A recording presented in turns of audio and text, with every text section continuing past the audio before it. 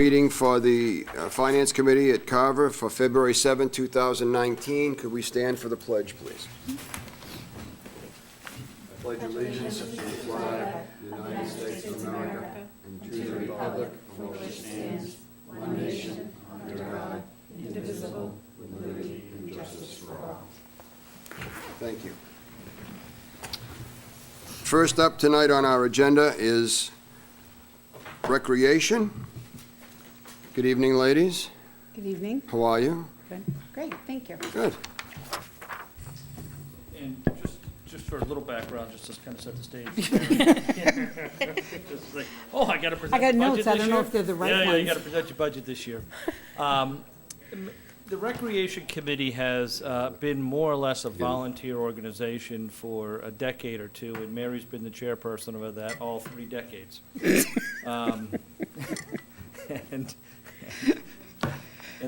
And with that, there has been some support here and there, but they've never really had any funding to do much. So they kind of lived from hand to mouth for years. 2 years ago, I think it was, we put, I think, $15,000 into free cash to kind of supplement what they had previously done with some of the lifeguards and some of the other programs from there. And with that, it was kind of a goal to kind of amp up the program. I think there was a committee of 2 at the time, and Mary might have been the 2. Since then, we've put in, I think, $22,500 last year, and that's what we're proposing to do this year in free cash, plus what's in the budget piece. The reason why we can't put any more in the budget right now is just because of, balancing the budget, and it is what it is. So, we're trying to, from a policy standpoint, kind of provide some additional funding for them to hire some staff, hire some programs, provide more programs for people. This whole initiative started kind of back, about 4 or 5 years ago when we were having a huge opioid epidemic in town. We still have one, but we're actually doing a little bit better than we were before. And one of the things the selectmen determined was, let's not only make sure we have the appropriate law enforcement in place, but let's make sure we have some additional programs for people to do. And Carver, unfortunately, is way behind compared to many other communities that have full-blown recreation departments with multiple staff with budgets of hundreds of thousands of dollars. A lot of the money comes in from reoccurring fees, but they've been able to put that together over the years. So with that, I know they've looked at a bunch of different communities over the last few years, and they're starting to build on that. So with that, it's all yours, Mary. Well, thanks. Excuse me for one moment, Mary, before we take off. Do we have any printout of their proposed budget or anything? I have nothing. It's in your packet that we had before. I'll hand these out again. This was the overall town budget. It's on page 2. Halfway down, recreation salaries is $20,500. Good enough? Yep. And so that part of it, and the other part of it is in the free cash article, where we have another 2,000, this is last year's, right? Oh, No, that's not. where we have $2,250, maybe? I'll double check that. I think that's the number. I'm sorry, I didn't mean to interrupt you. Oh, it's fine, thank you.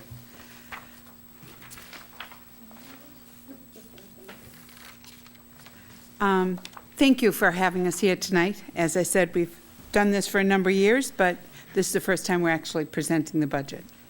For those who don't know me, I am Mary Ross, and I have been involved with recreation for a number of years, as Mr. Milanowski stated. It started out with Carver Youth Needs. Those of you who were here for forever might remember that program we had. But anyways, our budget that we're going to talk about tonight it's going to kind of be divided up between what the regular committee does and what our recreation coordinator, Emily Slavin, has been working on building our programs. So on our regular yearly budget, just to give you an overview of what that money goes to, we generally plan 3 to 4 free events per year. Halloween event this year was the first one that we had. No, it's the second one, I'm sorry. Last summer, we had PawSock ticket giveaway, and every year we've had an Easter egg hunt or a spring egg hunt. And sometimes it gets postponed because of 8 inches of snow in the field for the egg hunt, but those are well attended, and we'd just like to make sure that we have those free events every year for the families. We used to pay for the certification for the lifeguards. Last year, we went in a different direction, and we paid for the certification and salaries of swimming instructors. The program, everyone seemed to really enjoy having their children learn to swim, so we hope to expand that program this summer, offer it on more days and perhaps on the weekends. We have purchased free giveaways to spread the word on our website.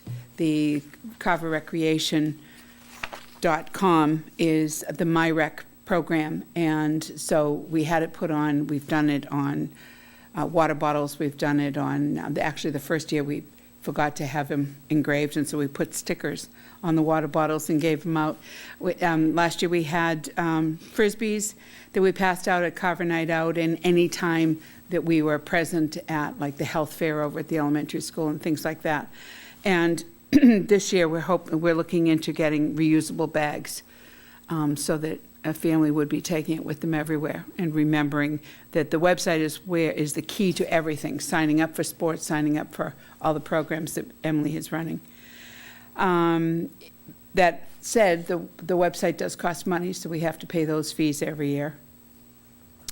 We pay for the beach field porta potties and lights at the little league fields. Gotta get Alex committee, working so diligently here. And we also have irrigation that we have to pay for at now Forest Street, Purchase Street, and the King property out back. And our funds go to assisting with maintenance of the fields and whatever equipment we need. Like last year, we paid towards some dugout repairs, and so that kind of thing. And so we were very fortunate. We had rigorous rounds of interviews. We had 7 candidates for the Carver Recreation Coordinator position last summer. Emily began August 1st, and it literally was a rigorous 2 rounds of candidates and interviews. And we were very serious about what we were looking for in a candidate. And I think we found someone who is of like mind of all the committee members. By that I mean she's a part-time position who works 2 full-time jobs. So I'd like to introduce Emily Slavin, who will talk about the programs that have been going on this year. Hi. So I am also a Carver resident. I've lived here my whole life, so this town means a lot to me. So when I saw the job posted, it just kind of seemed like a no-brainer.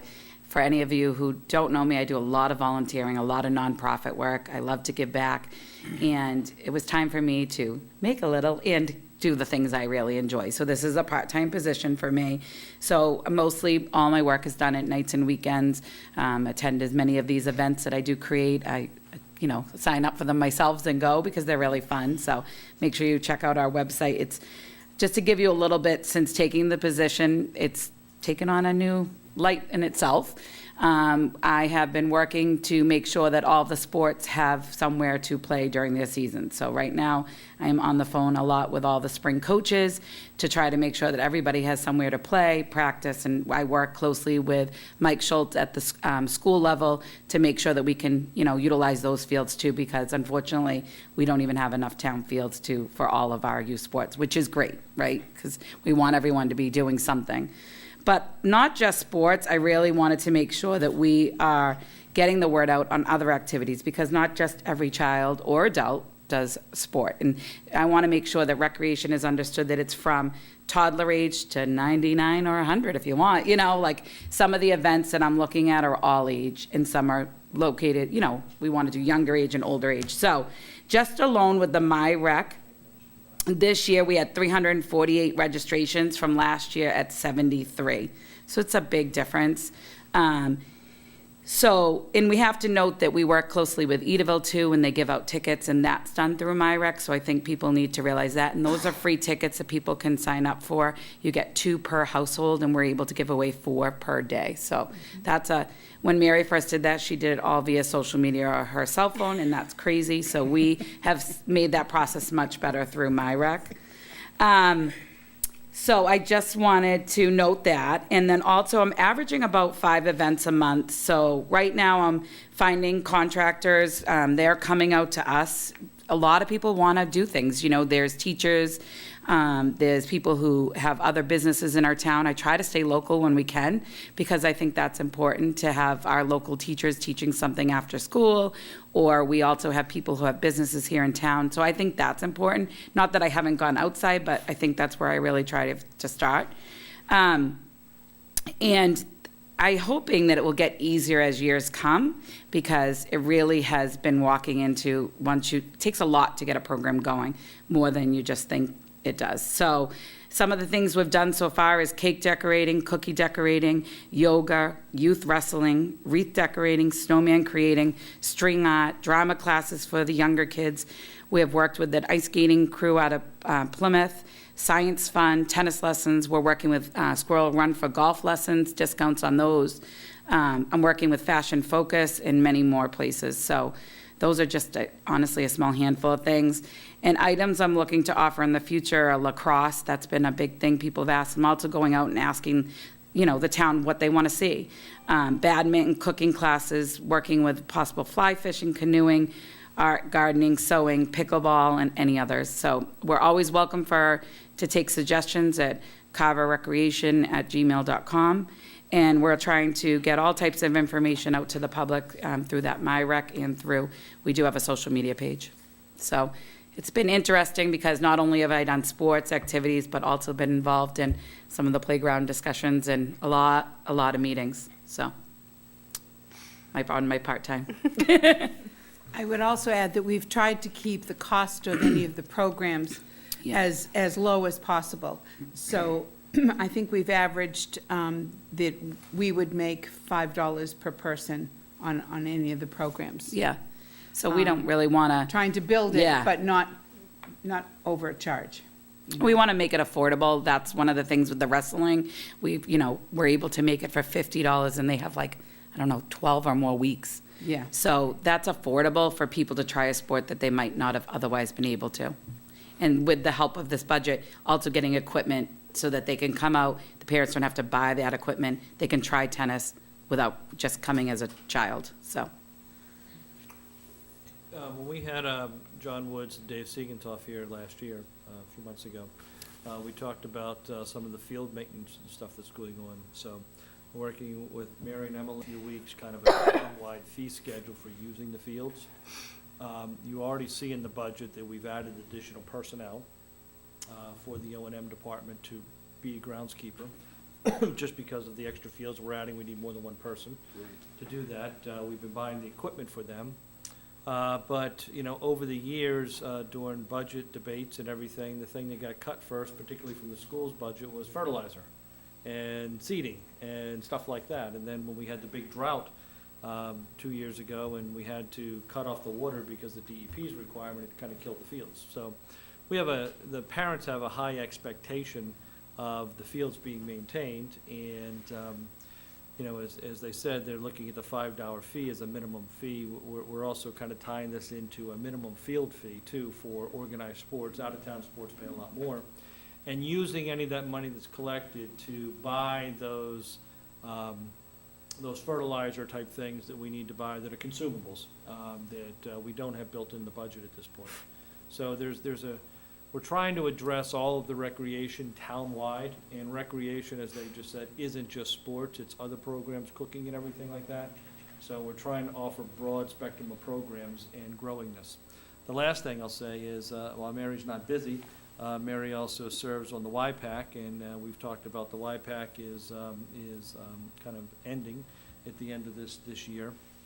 And in conversations I've had with Scott Neef and with Mary and others, we want to kind of see if there's a way of utilizing the recreation program, to kind of pick up maybe some of the programs that YPAC may have offered. We haven't quite come up with a solution on that, but that's something that we're just trying to figure out. So there would, in essence, be one group of policy board, the recreation committee kind of overseeing all of the recreation activities in the town, so that way we can have a little bit better, focus on things. And just, I'll mention the Little League too, is, part of this is we would end up taking over the Little League fields.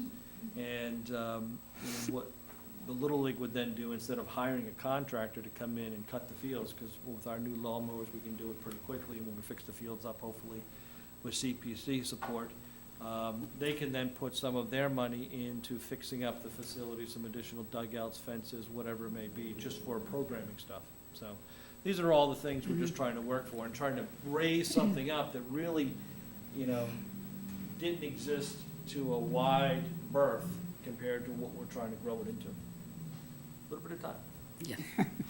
It's leaps and bounds in the last 18 months, so. I just Thank you. want to Do you have any thank, questions? I just want to thank both of you. I know, Mrs. Ross, everything you've done over the years, and Emily, I've seen, what you've done with the different things you volunteer with, and you two are amazing for the town of Carver, and I just wanted to say thank you. Thank you. Thank you. Thank you. Well, Kate and I go way back. I think she was 5 in my class. That's why it's still Mrs. Ross. Yes. We're also very fortunate to have a full committee. Yes. And we've had them for almost a year now, I think. One is newer, but yes. Yes, one Yep. is new. Carl Miller, if I could introduce them, they're not here, but Yeah. Carl Miller, Jim Hoffman, Nikki Tully, and Ellen Sordillo. And they're wonderful to work with. So it's beyond the two of us. We're just the face of the crowd. Thank you, though. Just curious with the wrestling, where does that take place? Is it at the high school? or Yes. Middle school? Yep, at the high school. Young Who's kids. coaching that? That is actually, he also does wrestling coaching for the older kids too. The high school. The high school kids. And that is one sport we have found that is hard for people to pick up until they get to the high school age. So that's a sport, this is the first sport that Recreation took over before I came on board to try to run it as a rec program, because that's not something you see being offered. So we are looking at other sports, but most of them are very established, the youth sports, but that one in Carver was not, so. And they do not, he and his wife, the Tully family. Yeah. She's on the board with us of the Recreation Committee. And he is, I believe, the high school I believe so. wrestling coach. And he also doesn't get any salary. Yeah. The fees go to us and to buy uniforms, scholarship, other kids who perhaps can't afford to do it. They really deserve a lot of credit. Yeah. They've built quite a wonderful program, and it goes until Just middle of during the March. summer when the school's No, closed? No, it's right going now. Oh, it's right now? Yeah, yep. It January. runs kind of the same time as the wrestling program. And like we said, it's all volunteer, so, Young kid, I mean, just yeah, the young kids? yeah. Mary just mentioned the word scholarship, and I don't think that was properly addressed tonight, is that, in our community, there are some families and children that don't have the means to pay $5 or pay, $50 for a 12-week program. So, they do at times offer scholarships just because the goal is to get children and people involved in stuff. So, a lot of times sometimes this money is used to kind of offset some fees, so that, not like wrestling where they have a free coach per se, but, to buy the equipment where they're not getting any revenue coming in, they use that from that standpoint. Did you say that this budget goes towards, for the, getting people licensed or certified for swimming lessons? But is it also the lifeguards? When we have lifeguards. We did not have lifeguards last summer. And, Good. but coincidentally, one of the instructors last year was a certified lifeguard who had worked for us for several years. So we felt very confident with having, swimming instructors who were also certified lifeguards to be on the beach. But they were there solely for the purpose of working with the children, taking the lessons. And it can go back to certifying lifeguards. It's a difficult thing to get kids who are fully committed to spending even weekends on the beach and stuff. It's the Red Cross program, you need to be recertified every other year. We used to reimburse them for 50% and then thought, well, maybe we need to step it up so that we can get kids who will commit, because the certification is close to $500. Oh. So, and every other year, that's a heck of a commitment unless you're a swimmer by nature, And the committee hasn't, at this time, voted whether we're going to put lifeguards back on the beach or not. If anyone has any opinions on that, we'd certainly welcome. You never know. That whatever time we had them on the beach that we could afford, there was always a time that you thought maybe it was been better later, or maybe it would be better earlier. Do you put more on one beach? We always had a minimum of 2 at the beach. We didn't feel it was safe to have only one lifeguard at the beach, for the lifeguard's sake, actually, so. It's harder and harder to get sometimes, particularly the seniors, or the college kids to come in and make a commitment, because they want to have their weekends or whatever. I mean, times are changing, and it's a challenge for them to find people that are consistent, that'll be there. And the same thing with YPAC is you do have students that work there after school, but you need adult supervision just to manage all of those. And that's kind of where some of the struggles come into play. And they never, just to tell you, our fiscal responsibility was they didn't get reimbursed until they worked a season with us. Just because they could get certified and then go make more money at a Somewhere private else, sure. camp.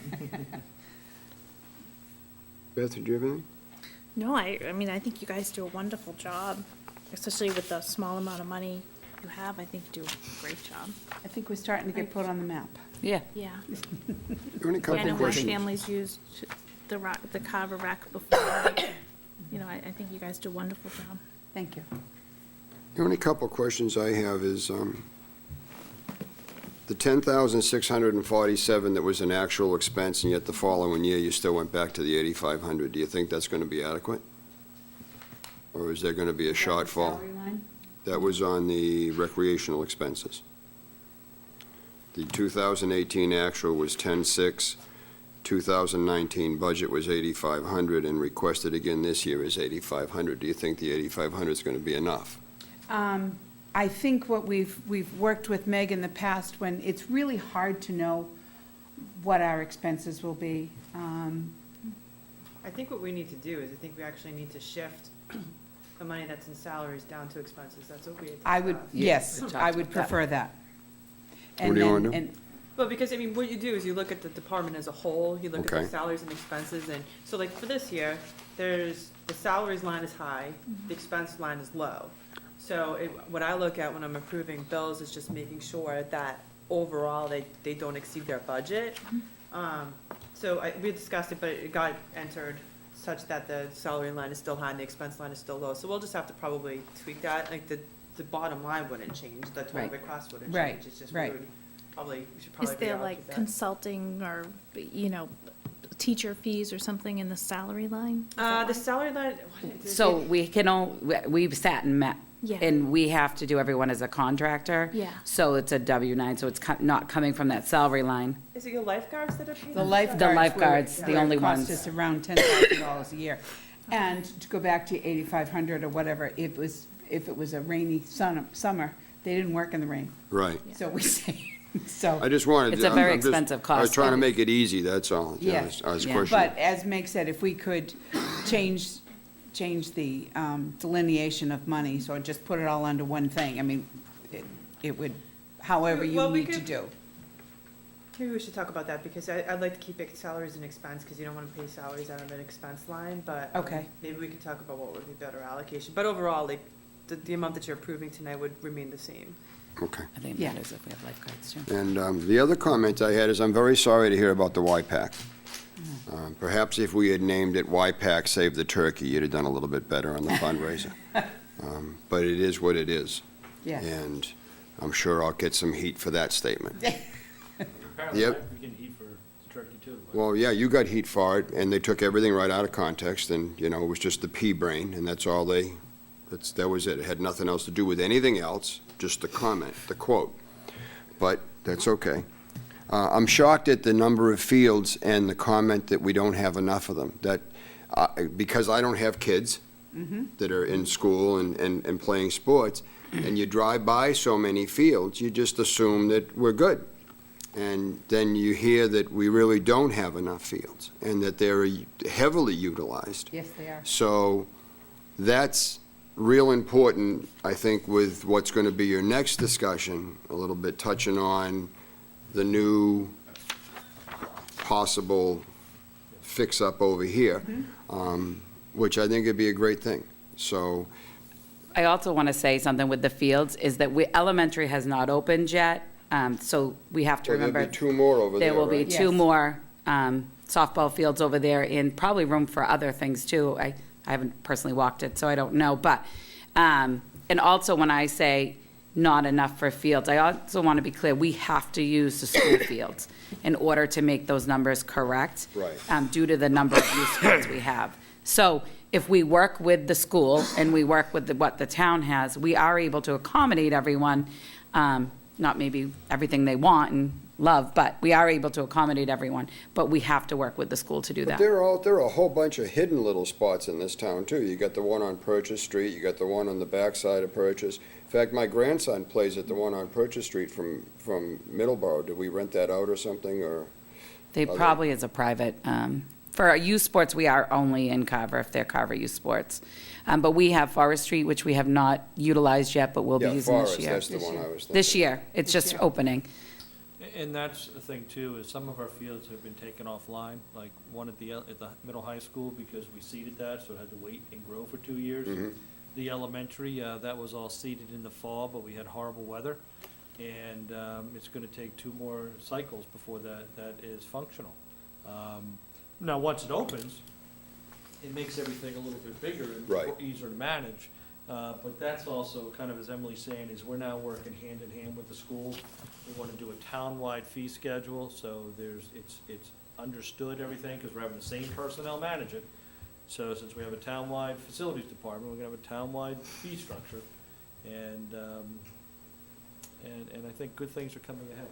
And operations and maintenance physically maintains the properties, am I correct? They mow and all that stuff. And then, Yeah. again, we're gonna be adding an additional person to their staff this year in order to handle the capacity that's there.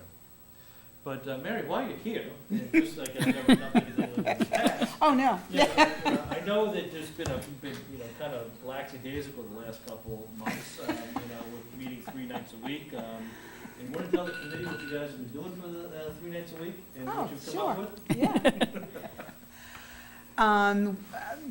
Just before Christmas, we were asked by the selectmen to come up with a new location for the playground and to incorporate it into a sports complex, for lack of a better term.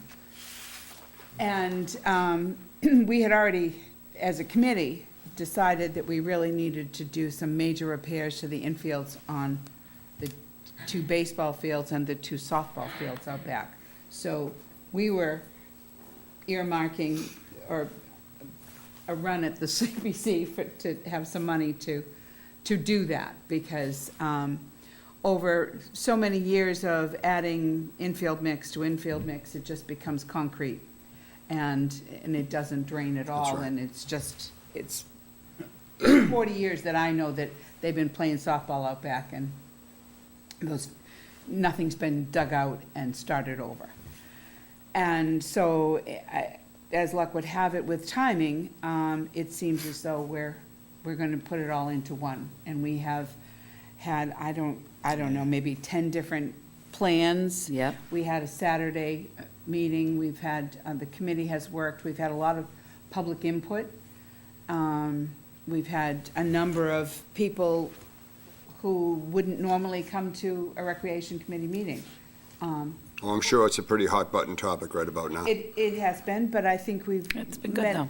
I think we've had everyone leave the meeting feel as though they at least had a chance to express an opinion and ask a question. So, we've narrowed the focus. I think we've down to, a phased plan, probably realistically reaching out 10 years. But, at that point, we will change the orientation of the back softball field and the baseball field. But initially, the plan that is going to go before town meeting is to request money from CPC to relocate the playground, build a parking lot, and redo the infields on all 4 fields. We believe with volunteer help and CPC money, we can get that all accomplished with some donations from companies and things like that. And the committee has worked a lot of hours trying to achieve this with a landscape architect. And we're about to gather all the notes that we've all gathered from, well, I've been in touch with Mrs. Maestas at the elementary school, and emails from teachers that I knew and teachers that I didn't work with on what pieces of equipment do the children line up for, and what are the ones they ignore. Sure. Also, discussions to be in compliance with the ADA rules, which seem to be changing yearly. And so I forget off the top of my head, our next meeting is the 20th, something like that? Yeah, well, and then we'll go in front of CPC, we'll have a forum. Yes. What's the 28th? So the 28th, next that's rec meeting is the 20th, which we'll do rec business, and we'll see where we're at with And then the this. public hearing on all of this with CPC is the 28th of February. Yes. Cool, thank you. Anyone else? The new playground you're talking about, that's replicating the one that's going to be replaced by the fire And, station? yes, and by replicating, we mean we'll have, I don't know if we'll have exactly the same equipment. We're probably going to ask for public input if there are things they would change if they could at the existing playground. But similar, there would be a younger area, and generally the 5 to 12 area. And, I was just thinking the other night at the meeting, someone mentioned that some of the parents are taking the kids to the grammar school, the new grammar school playground. And it just seems like if that's available, and it seems like I drove by there, you know, it seems like a lot of nice equipment in there, why that can't be the playground area? because you opposed can't to- be there during school hours. No, well, I realize that, Mhm. but it seems like that could be worked around. I mean, summertime is mostly the playground time, and the school's If you think about it, I bet the playground was pretty full the other day. Yeah. Tuesday, it was, There, it was mobbed. yeah, it was a beautiful day Monday. in February, so Plus, we have everybody's out. homeschoolers. We have home, yeah, we have homes, Better view of that playground than me, and it's packed, Yeah. and it's used all the time, year-round, yeah. all day. It definitely needs to be a separate entity from the one at the school. Yeah. Bill, during the spring and the fall, during the daylight hours, that's the time that you can't use the elementary school, and young moms with the little kids, the real little tykes. You know, they're the ones that are looking to get out of the house and have a place to go. Right. So that's where there is a need to have 2 playground structures that's down there. Now, in the summer, when the school's closed, people get a choice as to which one to go to, but the spring and fall, during school hours, they don't have a choice, they cannot go over there. Right. Because we just can't have adults and kids in there when it's organized structure. After school, though, I mean, it would be. After school, they can use it, It would absolutely. be, yeah. But there's no bathroom facility, there's Woods nothing. around there. What? Woods. We also are talking about replicating walking paths and making this, as Mary said, a complex type of thing. And in that plan, talking about the bathroom upgrades and all of that, so. So it's a big job. None of this is all gonna be paid out of with CPC's approval in town meeting, with money the town already has sitting in a bank account in the CPC fund. They have $1.5 million sitting in the account. This is requesting $600,000 from them. They have about $900,000 they could use on recreation. They have about $400,000 they can use on housing, and about $200,000 on historic. That's how we get to the $1.5 million numbers. The phase one piece is gonna cost $750,000. As Mary said, we're asking for $600,000 from them.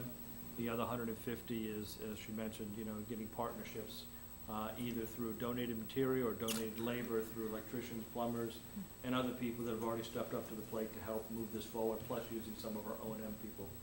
The $750,000 number is a number that if we had hired a contractor to come in and do the whole project, that's what they would charge.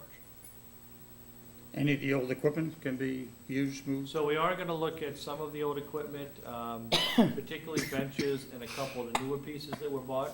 But most of the equipment was purchased over 18 years ago, and Dick Ward was out there the other day, and the slide, he has to put armor all on it so his kids can slide down it too fast, but.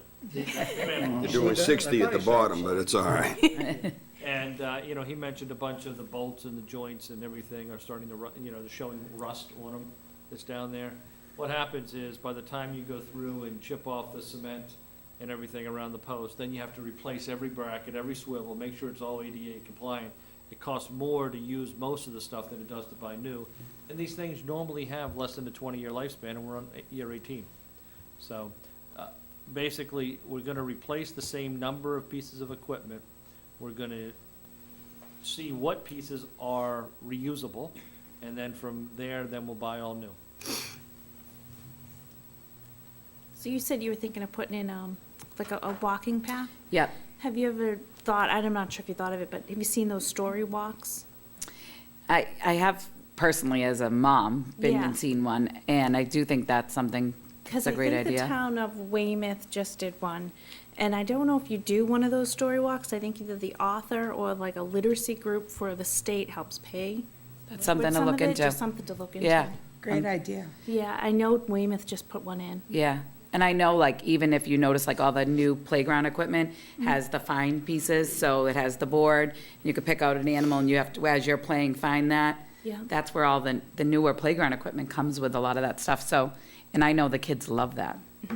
So, Do it's you a know good where idea. in Weymouth? Yeah, gosh, I can get you the exact park name, but it's, over near the Abigail Adams School. I Okay. forget the name of the park, but they just put it in, and it's nice. You walk through all the trails, and as you go, you read like a section of the book.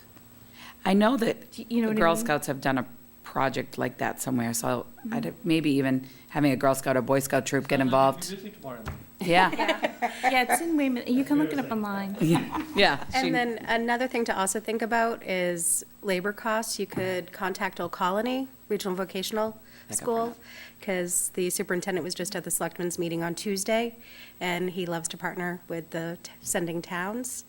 And I'm sure that they would love to have the students come out and do some of the work, and it would just be the cost for the supplies. I'll actually see him. Make sure I get your number, Mary, would you, before you leave? I'll see Aaron on Monday at the budget meeting at Old Colony, and I'll say something to him. Poor Aaron, we're hitting Aaron. We'll squeeze, yeah, we might as well, we're at the budget meeting, so we might as well squeeze a little bit. Use a little Yeah, leverage. that got brought up. I do think that's a great idea. And he did say the other night that he's more than willing to, Hey, I had 15 police officers here with guns, of course he was gonna go. now we can, and it's recorded, so we can hold his feet to the fire. Thank you very much. I will entertain, any other discussion? John, you all set? You over there crunching numbers? Yeah, well said. Ladies? I make a motion to approve $20,500 for the Recreation Committee, To advance to the selectmen. to advance to the selectmen. I second that. Motion made and seconded. Any further discussion? All those in favor? Aye. Aye. Any opposed? All set. Thank you. Unanimous. Thank you. Thank you very much. Yeah, I'll make sure that I corner Aaron. I'll actually be over there tomorrow. Oh, you can beat him up first, then. Yeah. I'll just beat him up on Monday. You You can have them tomorrow. Hey, that's what you get happens when you make the big money. No, I didn't know if you wanted, if you were gonna go back to order or if you wanted me. No, next up on the budget, because she's making a scarf that's going to be 28 feet long, so it's the Council on Aging. Carol, hi, how are you? I'm well, how are you? And also library, I'm assuming. Yes, yep, we'll do both. Do you want to do Council on Aging first? Whatever your pleasure. Sure. Okay. So I guess the thing that I'm happiest about is that I'm coming to you for the second year in a row with the same people working at the Council on Aging. And I don't think in the 8 years that I have had this role, I have been able to say that. We have a really great staff, and we haven't had any changes. Everybody seems happy in their positions, and I'm just really glad for the stability that having those people work there over, a number of years now. But that's going to change with Dawn, right? Well, that's not, there's no official word on that yet. There could be a retirement coming at some point in the next fiscal year, but I don't have You any. can chain her to the stove. You could try. The building continues to provide challenges, as I think you know. Most of that, in terms of responsibility, falls under the Buildings and Grounds Department, but I'm sort of the middle guy where that falls and, tends to take some of the pressure that comes with that. We were without heat for 4 days recently. Our pipes froze over one of the long weekends. So it's a challenge. We work with Buildings and Grounds very closely to get that, get things moving forward. We have a lot of programs that go on there. I am finding out that maybe seniors don't know about the programs that we're doing, so I think we're going to be looking at that in the next year, trying to get people more aware of what's going on. But, we do Meals on Wheels delivery every day with a great group of volunteers that bring those out to the seniors. We have lunch every day. We have a weekly blood pressure clinic, and actually now we're offering once a month cholesterol and glucose screenings as part of that. We have monthly foot care. We have an attorney who comes once a month. We have all kinds of activities and games, crafts, things like that. We do a lot of trips, sponsored in part by the Friends of the Council on Aging that raises money as a side thing. We do tax preparation. We have coffee with the chief once a month where Chief Dufely comes down and meets with the seniors to get to know them, and just a lot more that's going on there. Pretty much every single day, there's something for somebody to do.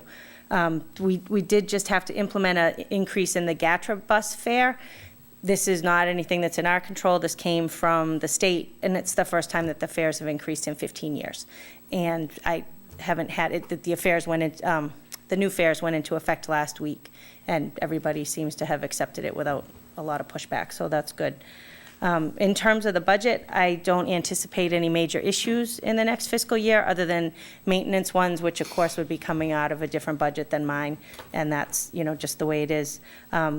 I just got the contract today for the formula grant money for the current fiscal year, Meg, because we don't have it yet. But that's going to come in at just over $26,000. That's a flat fee that we get that's based on the number of seniors that live in Carver, and that money comes from the state. It primarily covers the salaries for our outreach worker. The town does not pay any of her salary, and it also covers when we need extra hours for employees, like when the cook is on vacation, the assistant cook works full-time to keep things running, so we use it for that. In terms of goals for the coming year, I'm working really closely right now with the COA Needs Assessment Committee, which is a committee that the Board of Selectmen established to conduct a survey of all seniors, and we're defining seniors as those 55 and over, in terms of what they want to see from a Council on Aging, what services they want, how we can, get those done. So that's sort of our biggest goal right now, is to get that survey done, and then, be able to analyze that data and use it going forward. We did have a focus group last week and met with some seniors, which is when I realized that there's a lot of people in this town that don't know what we do. So that is sort of my number one priority now, is to figure out how to get that word out to people so that they can know. Carol, what would you say that the total participation is, if we were to have membership, just for a number, what would you say that the total usage of the building as far as people goes? Okay, so for lunch on a daily basis, it can be anywhere from 15 to maybe 30 people on a given day, slightly more on bingo day. Bingo is very popular. And then we have people that do things that are aside from lunch, like there are people that go on trips that might never use any other services, but they, you know, they like to do those things. There are some people who come to bingo that we only see on those days. So it really varies a lot, but the most consistent thing that I have statistics for is lunch. And then Meals on Wheels, we deliver about 35 Meals on Wheels every day. The other thing I really would like to see us do next year is to improve some of our outdoor recreation area. And I actually had a meeting today with a Eagle Scout candidate who is looking to do some things back there. And hopefully with conjunction with some town stuff, we can get some things going in the backyard to make it. I think I Better. talked with him at the last, I think it was at the last planning board meeting. Bob Belbin Yep. was here Yes. with the 2 Eagle Scouts in Stephen's office, and he was very ambitious in wanting to do something that was in a spot that, without an act of God, really couldn't happen because the neighbors were up in arms over it. Right, Kicking right. and screaming like crazy. So I suggested, why not look at the back of the Council on Aging? Because I Yep. know they want to do some stuff down in back there, and Jesus, it'd be a great project for a scout. It doesn't require a whole bunch of, you know, have to go get a butters and everything else to deal with it. Right. And you get a huge thank you out of the deal and whatever we can do to help them, so. Yep. I think that's a really good idea. I met with him today, and he's going to do a summary of the project, and then he's going to come to the next COA Board of Directors meeting so that the board can, you know, can see what he wants to do and approve it, hopefully. That's excellent. So, Is this where the tennis court is? yeah, it would be sort of to the side of that. The tennis court, I mean, as much as we've talked about like pickleball and stuff, but that's really a big project that I think involves heavy equipment. He'd be doing bocce courts and horseshoe pits, sort of to the side and up closer to the building. You talked about getting rid of the tennis courts at all, and doing there's- something in that area? I mean, There's no real plan for those at this point. There is, I don't, you know, pickleball, I don't even know, but I heard Recreation mention it, so I'm going to get on them about it because, oh, you're still here. Because we've got those tennis courts, and apparently you can convert tennis courts into pickleball courts. What's pickleball? I don't know. It's a game that you play outside on a former tennis court. There you go. Paddle? Like the wiffle ball, is that, or something? Okay. It's like a hard ball, it's like sort of like a squash with a smaller thing. I think. Very that popular in aging They're in pretty communities, rough shape, though, apparently. those courts. Take a Oh, bit they're there. terrible. Well, they are, they're in bad terrible. shape. And I think that's a nice piece of property, and I think that we're dropping the ball and not letting at least the property itself look a little bit nicer than it does, and Talk about walking paths, I mean, I'm thinking a place that's quiet. There's a lot of acres Sit, there. you know, there's a lot of land there. It's not flat. It Well, kind of has a pretty steep good. pitch, but yeah, there is a lot of land there. Carol, could you talk about this concept that's been floating about you guys taking over the school administration building? I don't, there's no concept for that. There was Dagmar Ryan approached the school committee about moving the Council on Aging into the school administration building at Carver Square. There was no input from the COA board or from me about that before it happened. It just sort of happened, and I found out after the fact. We did have her come to our last COA Board of Directors meeting, but prior to that, she met with school committee, and my understanding from that meeting is that this is a no-go as far as the school committee goes, that they're happy with things the way they are and they don't want to make a change. The COA Board of Directors, I think, is going to write a letter to the school committee, just sort of finding out for sure where everybody stands on this, maybe take a tour of this property just to see if it would even be something that they would want, and then we'll just see what happens. That good? So, questions on this? You still happy with the building down there as opposed to moving it? I know we had the, I can't really, we're making it work. It's not ideal in terms of the programs that we offer, because it's an old house, rooms are small. It would be great if we had, a big recreation room, smaller rooms for other activities. But for right now, this is what we have, so this is what we're working with. thinking of a couple of other areas, but like the old police station, or someone mentioned. Too small. Where the churches but I like the idea of the land behind it being used as a sort of a quiet walking area or a sit down, It's a beautiful property, it really is. it is. Very pretty. Swimming? Well, the problem with it's a nice house, it needs a ton of work. And as a municipality, you can't touch it.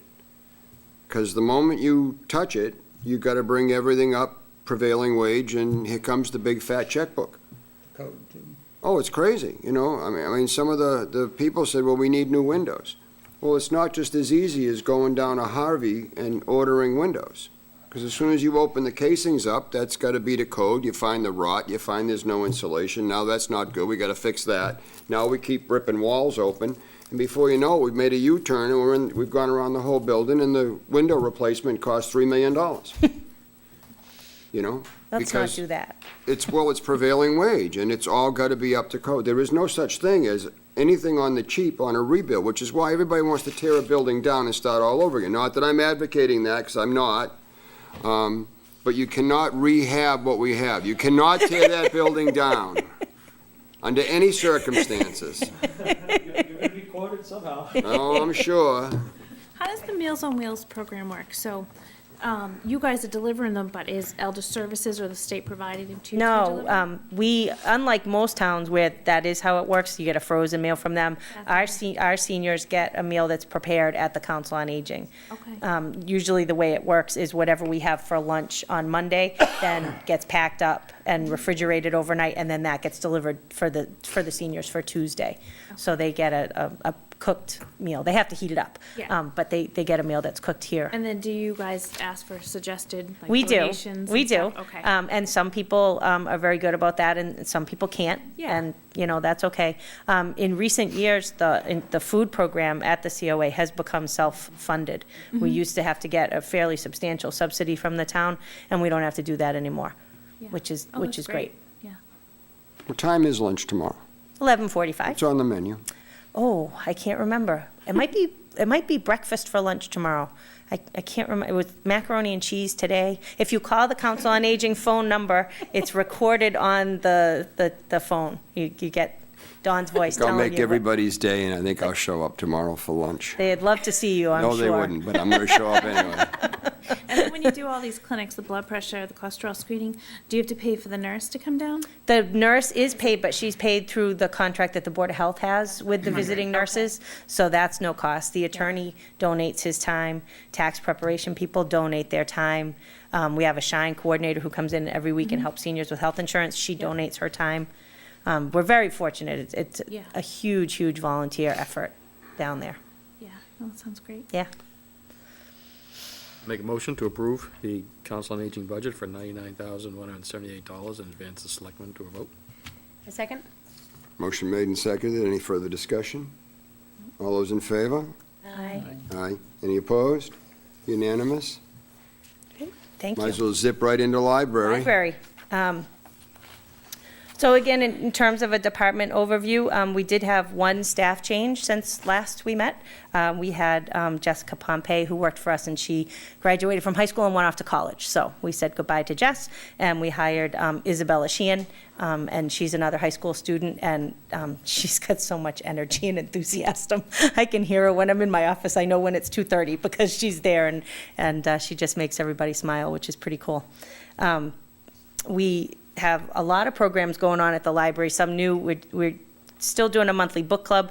We also now have a monthly movie matinee, where once we bought a license so that we can show movies, because you need a license for that. Don't let anybody tell you you don't, you do. We have a license for public performance of movies, so we show those once a month. We have been doing special paint nights. We've been doing programs with grants from the Cultural Council, which has been really helpful. We have art displays in the hallway. We have story time 3 to 4 times a week, and so many children's programs. I can't even begin to tell you all the things that go on in the children's room. We did. One of the things that has changed in library service, and I know I say this every year when I come in and I talk about how, we used to just buy a book, and then we had to buy a large print book because those became available, and then we had to buy on top of that, either a CD or a book on tape to go with it. Now, the other thing that we have to also provide for people is they want an ebook, and our ebook circulation has tripled in the last probably 18 months. It's unbelievable. I thought the statistics were wrong when I looked this year, because I couldn't believe how much that had grown. We have Overdrive, or Libby if you use the app, and then we also have something called Hoopla, which I love, because with Hoopla, with Overdrive, we just buy a book and it goes out so many times, or with our databases, we pay a flat fee for a language database, and people use it, they don't, but it costs us the same amount of money. With Hoopla, we only pay when people use it. So if somebody checks out a movie on Hoopla, or they check out a book, an ebook, or a audiobook, we just pay per checkout, which is great. So we're not just throwing money and hoping people use it. But because we have increased those so much, one of the things we were able to do was condense the stacks upstairs in the library, and if you haven't been up there for the last 6 months or so, you should go take a look, because we got rid of the stacks that were in front of the big, beautiful windows that face the playground. And we put in a big table with a charging unit in it, so that people can sit there and they can plug in their laptop or charge their devices. And then we have 4 chairs that are on casters that have a desk that pulls up on the side, and people can sit there and they can do their work. They can network with colleagues if they want. It's really just sort of this very cool kind of relaxed space that we didn't have before. The big window now, instead of being blocked by the stacks, all the light comes in the afternoon, and it's actually worked. I love going up there and seeing people working in that space. It's been a really good repurpose of it, and I'm so glad we could do it. And we used state aid money and some trust fund money that we had from years ago to buy all that furniture. So we were able to do it outside of our regular budget, which was a real bonus. I don't expect any major issues that will impact the budget, although I did find out last week that we're operating, I think, 12 or 14 PCs and laptops that are still on Windows 7. And so Windows 7 is going to get dropped by Microsoft, so we need to upgrade those all to Windows 10, which we haven't done because nobody wants to go to Windows 10, including me, but we're going to have to do that. So we're going to be looking at replacing 8 PCs probably before the end of the fiscal year. And Is that what this 26,000 is? 25,000?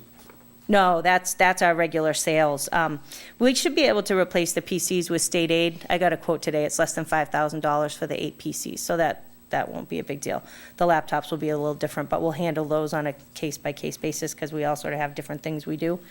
But one of the things I'm really glad about is that on the expenses, we asked for a new line with $3,000 in professional services, and that's so that we can pay for the Wi-Fi hotspots that we circulate every month, and also the copier lease. And we've been paying for that out of state aid. So by moving those over to the town budget, that frees up some of the state aid for things like PCs and other things that we don't always know, are going to come down the road.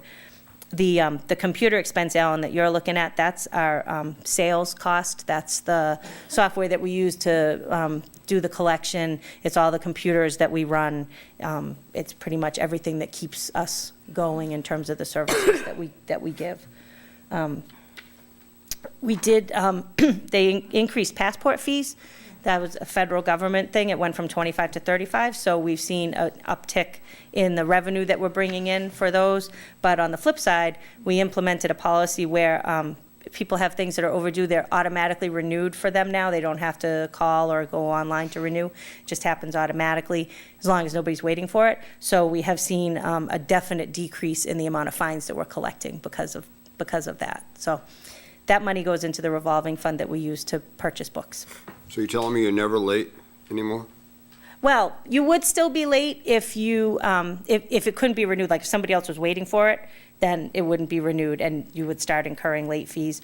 Or that automatic renewal only happens once. So, Okay. so the next time it comes up, if you still don't bring it in, then you're going to get I was going to say, because Bill hit still with has a some book that he fines. took out, 28 years ago. You should just keep it. just keep it. And our goals for the coming year are just really about meeting the demands for changing technology. It feels like every time we sort of get caught up on, how we're doing something, then something else changes. We just had to replace our scanners because so many people come in now with their library card on their phone, and our old scanners wouldn't scan those screens. So we had one that did, but the other one didn't. So, it's just like those kind of things that we try to just, stay ahead of that. And that's pretty much it. John? Questions? A couple of things. One, the upgrading of the software from Windows 7. Yeah. Does that fall under the technology budget, townwide technology? would, but the school's the library's a little bit different because they fall under the sales Yeah. group, which is a kind of a consortium that deals with all of the libraries, and they have their own special software. So we, as far as their network is concerned, we really don't get involved in that too much. It's more some of the other stuff that we do. And the books and reference material number, 53,000, is that the number that's mandated? Is there some kind of? There is, there's the state requires to qualify for state aid, that we spend 16% of the bottom line on books and materials. So that combined, the periodicals and the books and reference materials would put us at that 16%. And I'm just remembering budgets past, do you Yeah. typically spend to that number, or is it usually coming lower, doesn't it? Say that again? You typically spend to that number? Oh, or yeah. is it does it Usually more. For years, we didn't meet that number. Yeah. That's what I remember, yeah. Now we finally meet that. Yep, this is the second year that we haven't needed a waiver from the state.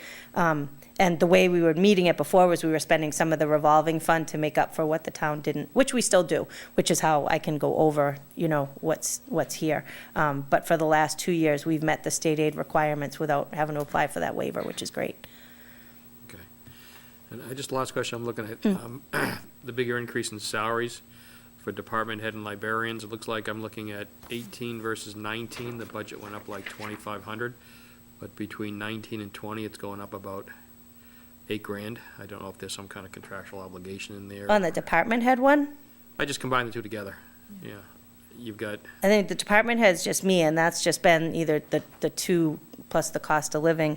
The librarian one, the biggest jump was, we did, a couple years ago, we made the reference librarian the assistant director, and so we did do a reclassification of her grade when we did that. Okay. But there isn't anything new, Oh, there's one other library position that we upgraded this year from the. Council on Aging. Oh, no, CUA. Yeah. They already approved that, don't bring it up. It's a little bit. We did do a to reclassification rescind. of a position, yeah, motion to rescind. and, Yeah, because nothing else, John, is changed in terms of, nobody got any big raises or anything.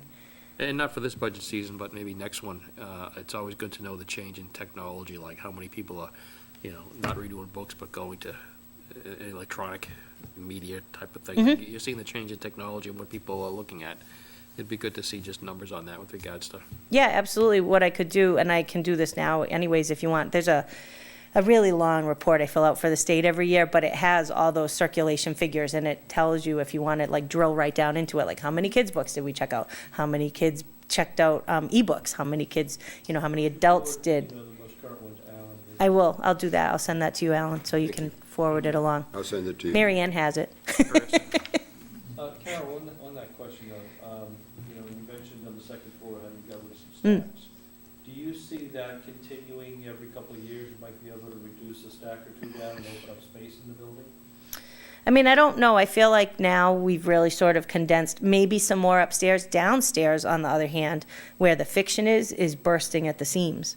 So if anything, I think what we would maybe do would be to move some of those upstairs. But I hate to do it because a lot of the people that read fiction, and I don't want to generalize too much, but, like large print is down there. That would be a perfect collection to move upstairs because it would fit.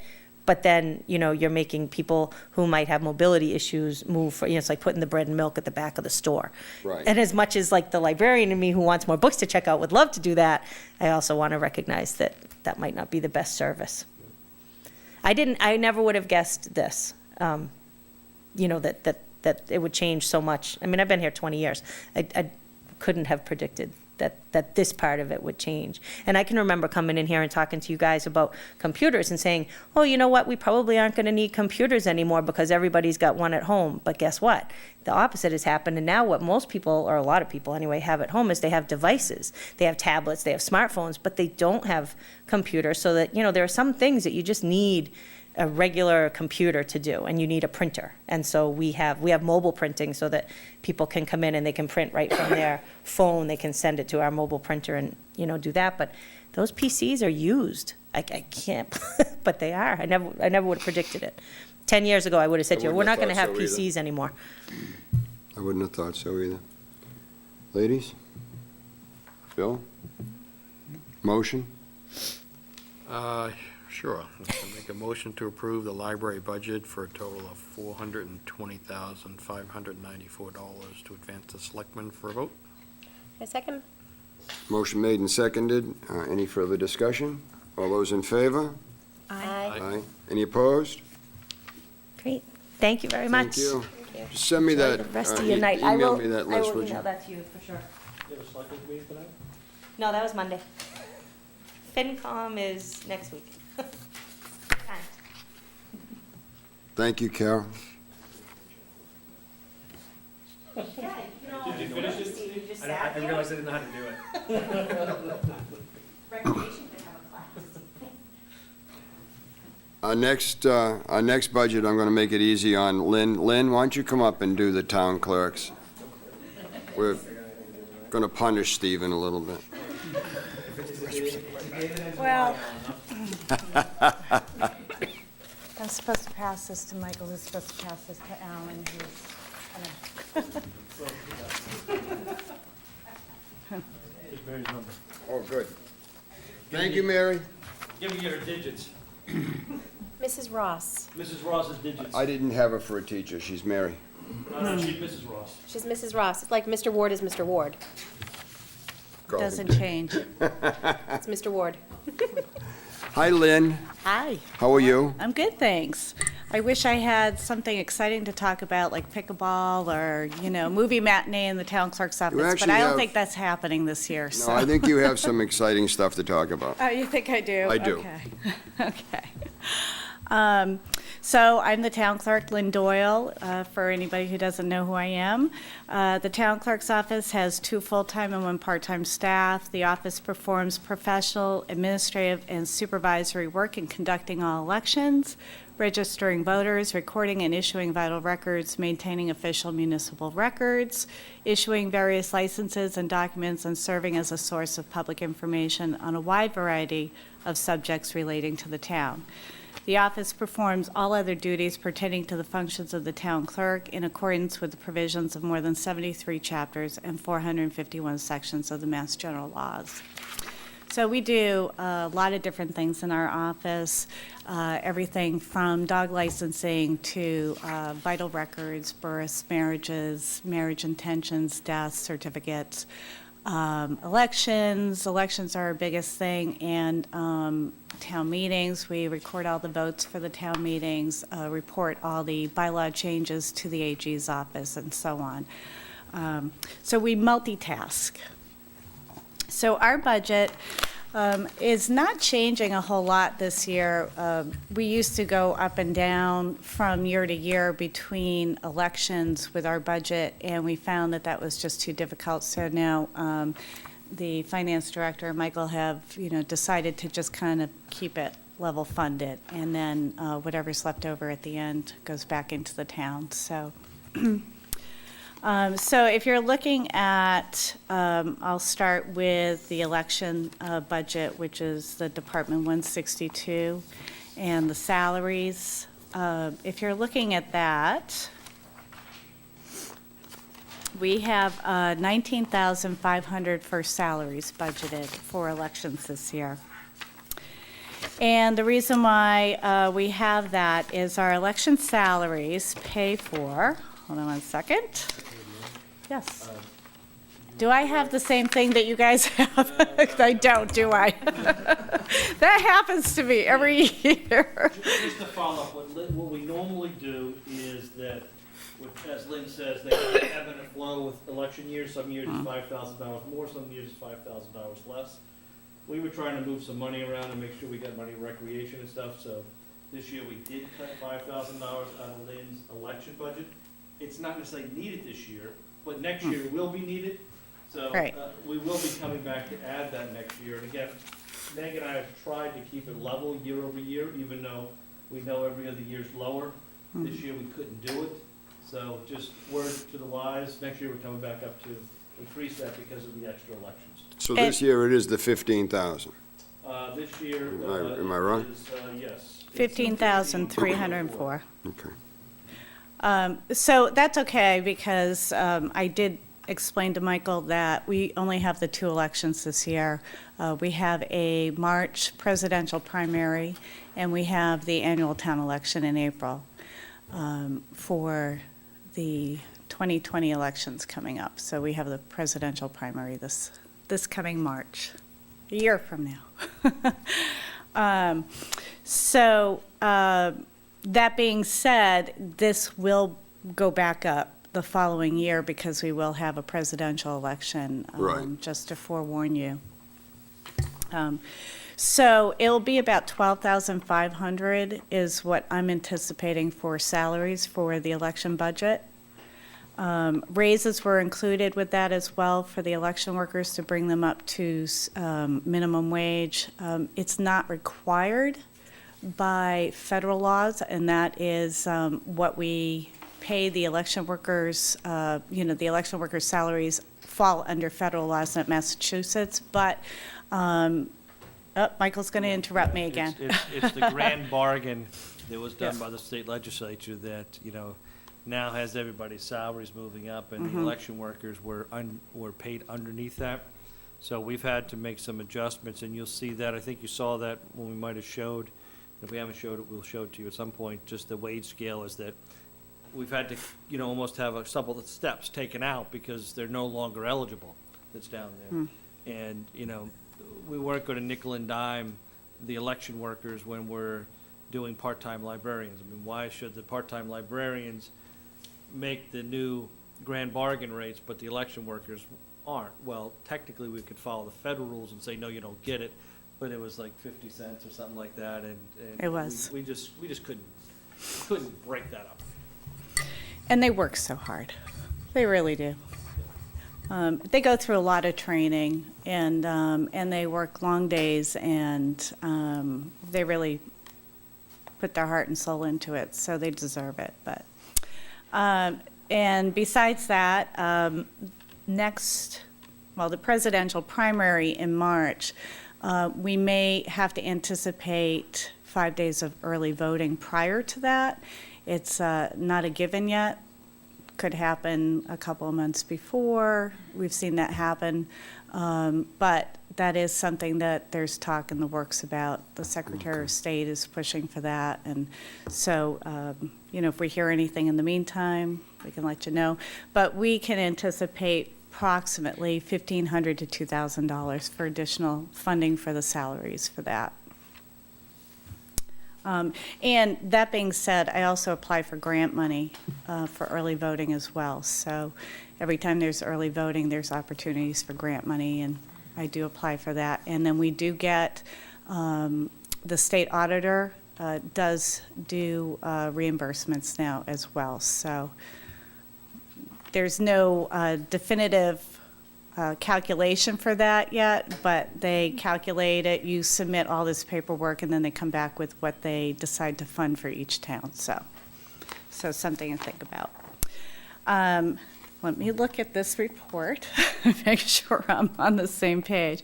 So as some of you may know, I'm retiring, so a couple of the numbers have changed since We're not sure about that yet. I've given, since I said I am not going to be pulling papers again this year. So I believe the salary line items have changed for the town clerk, and as far as the employees, my staff and my office, I think that's still being negotiated, correct?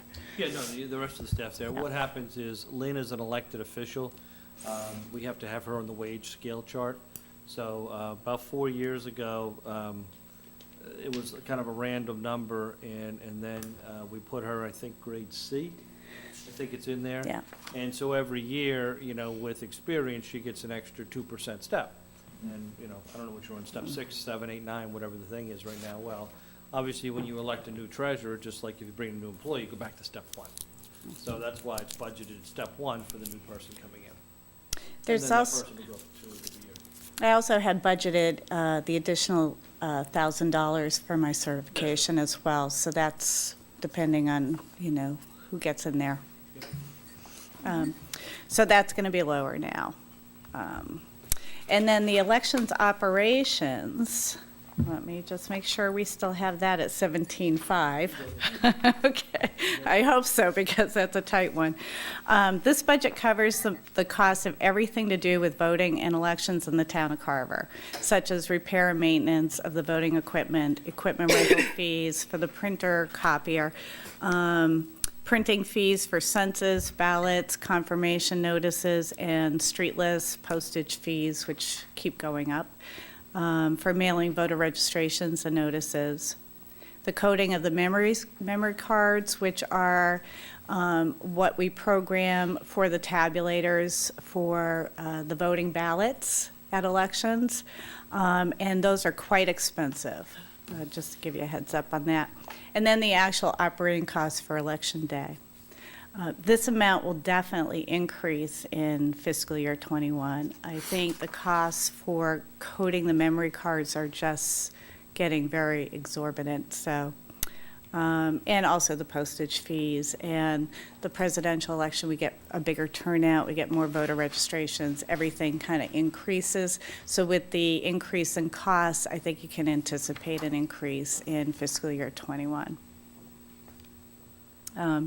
And so that's basically the same as what we've had before, $17,500.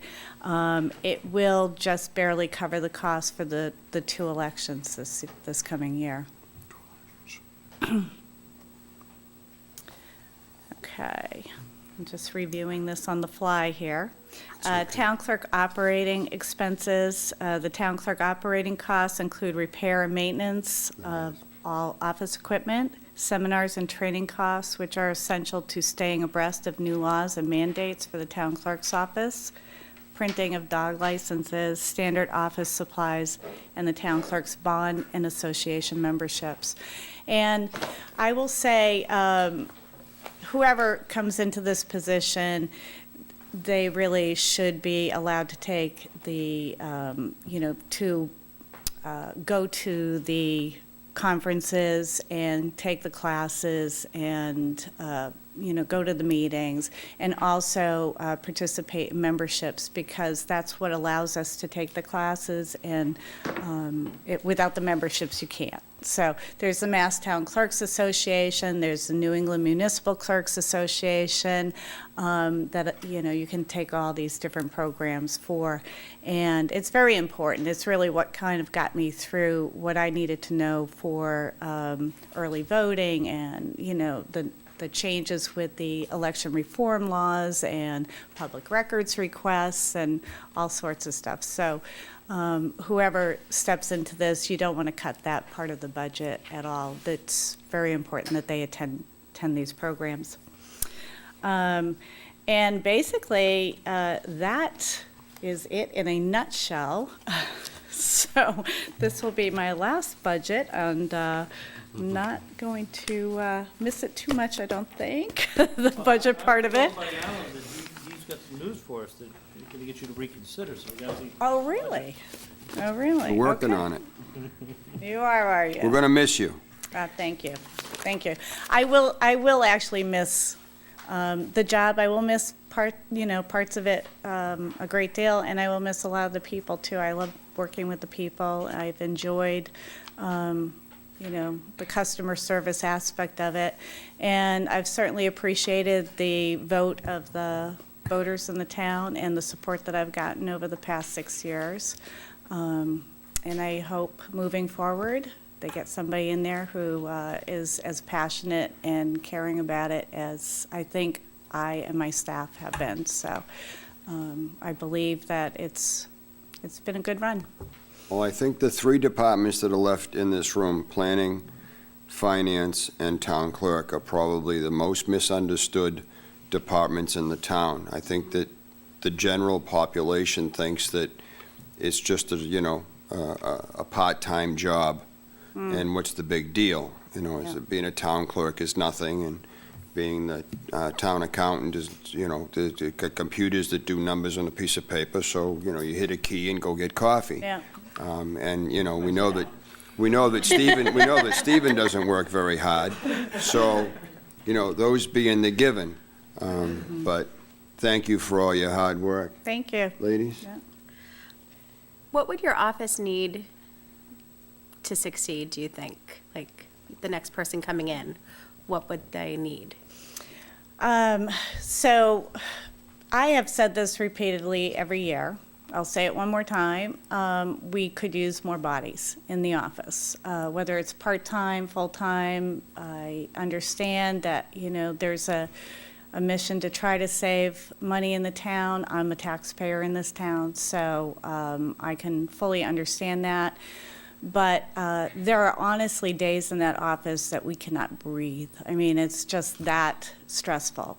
And there's times where we can sit back and say, okay, it's a dog license or it's a census or whatever, but when it's elections and when you're dealing with vital records and things like that, or town meeting reporting or public records requests that have all these time restrictions, it can be very stressful. And it causes, it can be difficult. In the office when you have a part-time person, a full-time person, and then the town clerk. So bodies would be helpful. Having somebody even part-time answering phones, dealing with the customers at the counter, so we can complete our other work would be good to have. What we found is, especially with the state systems, is they time out. So we have a vital records system, which is, it's managed by the state. Because it has vital information that is private, it times out if you walk away from it. So when we're processing a death certificate, when we're processing a birth or a marriage or whatever, it will time out if we get interrupted and step away from it, and we have to start all over again. So with constant interruptions at the counter, and no dedicated person to just sit and do that, then it causes a lot of redo of work, I guess, is what you'd say. Same with the voter registration system, same idea. It times out after a period of time, and it does not save the information that you started working on. So added bodies in the office. Lynn has a very dedicated staff. But they do, with customer service, have to hop in and out of the chair all the time, which, takes 5 minutes when you actually start to look at it and amortize how many times they're jumping back and forth, which impacts their ability to get some stuff done. But I think, Lynn, what you should also talk about, too, is in your 6 years, how's the job changed? Because I don't think people realize the unfunded mandate component that's come into play with this. And just as a few years ago when we changed the treasurer-collector's job, part of that was because of all the additional mandates and requirements that were being done. The town clerk's office is constantly having the laws, regulations expanded and new work assignments assigned to you by the state. So I will tell you, the job has changed since I've been in it. And I talk to my predecessor, Jean McGillicuddy, frequently, and she can't believe all the changes that have happened since she's left, which was only 6 years ago. So with the new election reform laws that came about in 2014, which was just a year after I got into office, we have, early voter registration now for 16-year-olds. We have online voter registration now, which has doubled the voter registrations that we used to deal with, which is wonderful. That's all great, but when you don't have the staff to deal with that, it can be difficult. We have the early voting now, which is a great deal of work for our office. And the elections, even though, people show up on election day and we look like, hey, here we are, just check in and check out and on your way, it can take anywhere from 6 months to a year to prepare for any one election. So if you have several of them going on at once, just only months apart, it's a great deal of work in my office. The mandates and the requirements for elections alone could really take a full-time person in the office just working on elections alone, never mind vital records and dog licensing and census and everything else. because the requirements are great, and it's a lot of dotting i's and crossing t's and making sure this is done before that is done, before the warrant gets posted, and that's been proofed 5 times, and the ballot gets checked before that gets printed, and there's probably 100 little steps along the way for every single election that we have to really focus on and make sure it gets done correctly. Otherwise, we open ourselves up for lawsuits and recounts and everything else that can cost the town lots of money. So it's time-consuming, it's tedious, it's very important work, and you just miss that one step, and you can make a serious mistake. So when you are busy and there's not enough people to do it, it gets a little shaky sometimes when you think, okay, if I miss that step, wait a minute, did we do this? Did we make sure we did that? Is it done right before it goes off to the printer or before we do something at elections? So, and then the elections alone are, 15 to 20-hour days. So we get kind of tired doing that, and then we come in the next morning and start all over again. So. But the mandates, they're talking about same-day voter registration now, they're talking about automatic voter registration now. All of those mandates affect my office. Early voting for the presidential primary, all affect my office. So it's all additional work. Public records requests, that's all, that was never there before. We always had public records requests. It wasn't the town clerk's responsibility to oversee all the public records requests coming into the entire town. And that is now a responsibility of ours. So making sure they're done within 10 days, disseminating that information to the various departments, making sure the departments are following up with it, making sure they're charging fees if necessary, if it's going to take, them 7 hours to do it, and making sure that the information is getting back to the requester. So let me ask this question of Michael. What's the dollar difference between, obviously a full-time person is going to cost more, but perhaps another part-timer, because then you don't have to get into the benefits and so forth and so on that we would be required to give with a full-time position? Because I think personally, just from conversation I've had with Lynn and with Nancy, I think that she didn't even touch on the fact that she does the IT stuff. She does the website. When I have a problem posting something, that's the phone call. Mm-hmm. It goes to Lynn. Yeah. She's got a full plate, and I have a couple of concerns. And one of my biggest concerns is the fact that we don't know who's coming into this next position and at what experience level. And that's going to overly burden the other experienced person in your office. And then that person only has one other part-timer. So what would we have to do to try to put some additional staffing into that department? Sure. So I'm going to hit this in a couple different directions. One, what we do know for a fact is that whoever gets elected to this position is not going to be a certified clerk with the experience, because none exist within the town of Carver. We may get a wonderful, hardworking, experienced person in organizational management or whatever it may be, but there's going to be a significant learning curve to understand all the regulations and all the steps that need to be followed. So it's like learning a new language is what they're going to have to do. So whoever comes in is going to be, is going to require some significant learning curve. Now, whether that takes 6 months or 3 years, I don't know. We don't know. That is going to have, in that 6 months to 3 years, it's going to have some impact on the other staff, which already has a whole bunch of stuff going on. We know that too. Yeah. How we're going to address that right now is that we do have some additional hour support that we have tied into a townwide line item within the selectman's office, that as peaks and valleys happen in different departments, we can assign some additional support to help do that, just like a business does. Mm-hmm. And so we have that. But we don't have enough to fund somebody year-round. We may, depending upon who gets elected and how things progress, we may have to come to the Finance Committee next year and ask you out of your reserve fund to help us through some transition that's there, if we find out we're not going to have enough money through the other programs we have. But to really get to your point is that our budget operates on a pay-go system. So, you know, Lynn's office has real needs. Stephen's office has real needs. Meg's office has real needs.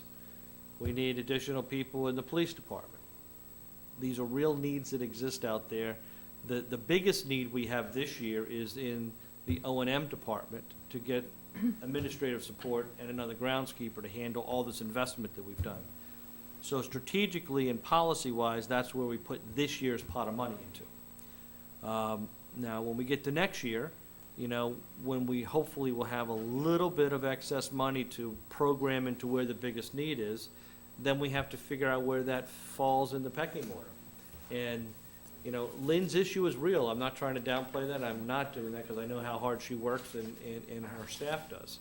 It just gets into this point is we're a small town, and with that, we don't have economies of scale, and we're stuck doing multiple things to make things work. Just as you said, she does the IT. You know, you've got other towns that you know, have a full-time public records person, you know, in addition to the clerk. Right. That goes through that. But they've got the revenue coming in. So this is just the facts of life of being in Carver, where we're at, and we try to make it work. And Lynn, you know, when we went through some attrition in her office, when we did cut down one of the full-time persons down to part-time, you know, she struggled over the years to do that. I will say probably in the first year or two, there were peaks and valleys when you could catch up. And it was less painful then. It hurt at first, but she was able to work through it. But since these additional mandates have come down, that free time keeps on shrinking and shrinking and shrinking. So it's more difficult now for her to manage it with the existing staff we have. There's no slow time in the office. Not anymore. Michael, None. could I ask a question? I'm thinking outside of the box, which I know you like. Yep. We have the Finance Committee Reserve Fund, which you've told me we never use all of it. Yep. Could the town ever look at switching some of that money over? Because it's money that sits there waiting for something to happen, but we've never used all of it. And to put that so that this Well- office is running appropriately? I may come back to you and say that's not the best use for the money, maybe another department. When you look at the priorities of Okay, everything. no, I get that. I'm just, There. So, you know, as I sort of mentioned, is we have some, you know, overtime, additional hour money within the selectman's office to do some stuff. And we probably will be coming to you next year to kind of tap into that a little bit if we run into some needs for that. Rid of that money because, you know, and John can attest this from his years on the committee, is you never know what's gonna happen every year. No, I We're agree. much more financially solvent than the town's ever been, and I've got enough stuff plugged in here with Meg's help that we can pretty much cover things, and we have some built-in reserves for special things that we've never had before. But because your reserve account is town-wide, anything that comes out of that then does get split between the school and the town at the 70-30. So then that's gonna play into it as well. But I would say that, you know, there's a good chance, probably slightly more than 50%, is we'll be coming to you next year and say, hey, we made it through 6 months, but because of the new makeup of the office and some staffing. You aren't gonna make 6 months. Whatever the timeframe is. I honestly don't believe that. Yeah, okay, whatever The the, new inexperienced town clerk is gonna be overwhelmed, because I don't believe that whoever gets elected, and right now, I mean, there's one person running. I think that it's gonna be an overwhelming position. I think it's gonna overburden immensely Nancy, who's already at the end of her, you know, she's stressed to the max. Then we have a part-time girl in there, and I think it's gonna become, you know, a real, put the fire out real fast in the town clerk's office. yep. And that's the situation that we're stuck with, the way that our regulations. I get are it. set up, is I that understand. We cannot go out and advertise and get somebody who has the certifications as a clerk that would never be able to fill Lynn's shoes, but could fill Lynn's shoes within a short period of time. I'd rather see the reserve fund be spent trying to talk Lynn into staying on a per diem, type of a consultation basis to, I'll speak for her, she's already agreed to that. Oh, I did. congratulations. No, from a transition, she'd offered to help, and then we would figure out how that gets done, and that's. You didn't put a time limit on that, right? Oh, well, 12 months, She did, but I didn't agree to it. 18 months?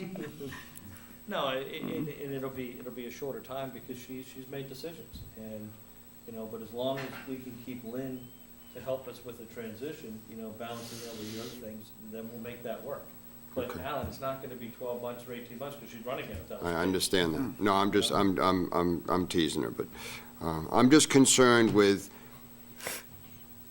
leaving the department not only understaffed, but incredibly overworked and overburdened and understaffed.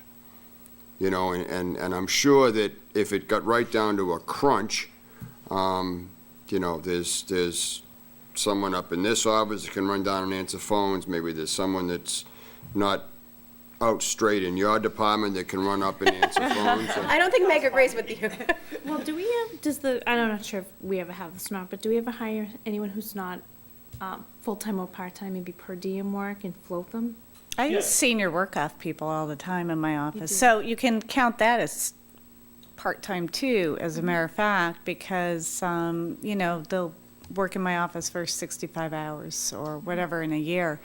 Very helpful, but there are certain things in my office that get done that can't, they're vital records, they're private information, personal information. I can't just train everybody on that, or even the voter registration system. It's got licenses and Right, there's social sensitive security information. numbers and everything else, so, and those people have to get passed by the state as well, so, And are they to, part-time?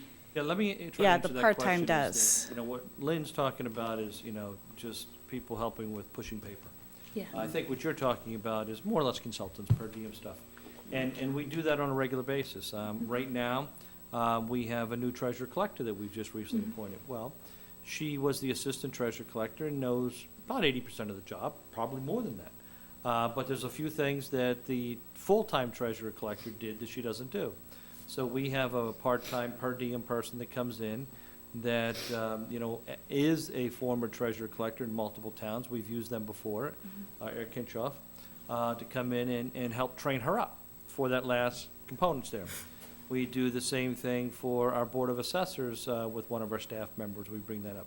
I would foresee us, when Lynn has to say, I can't do any more per diem work for you, and I've, gone away to Tahiti for 3 weeks, or 3 months, or whatever the thing is, then we're gonna have to find somebody else to help in that time period. And that stuff we do, and that's kind of what we use those other funds for, to solve those unforeseen business-type situations that we have, and we have flexibility, with our structure to be able to do that for short periods of time. Yeah. No, I was just thinking, a lot of times you can get a per diem, and you cut down on your fringe benefits.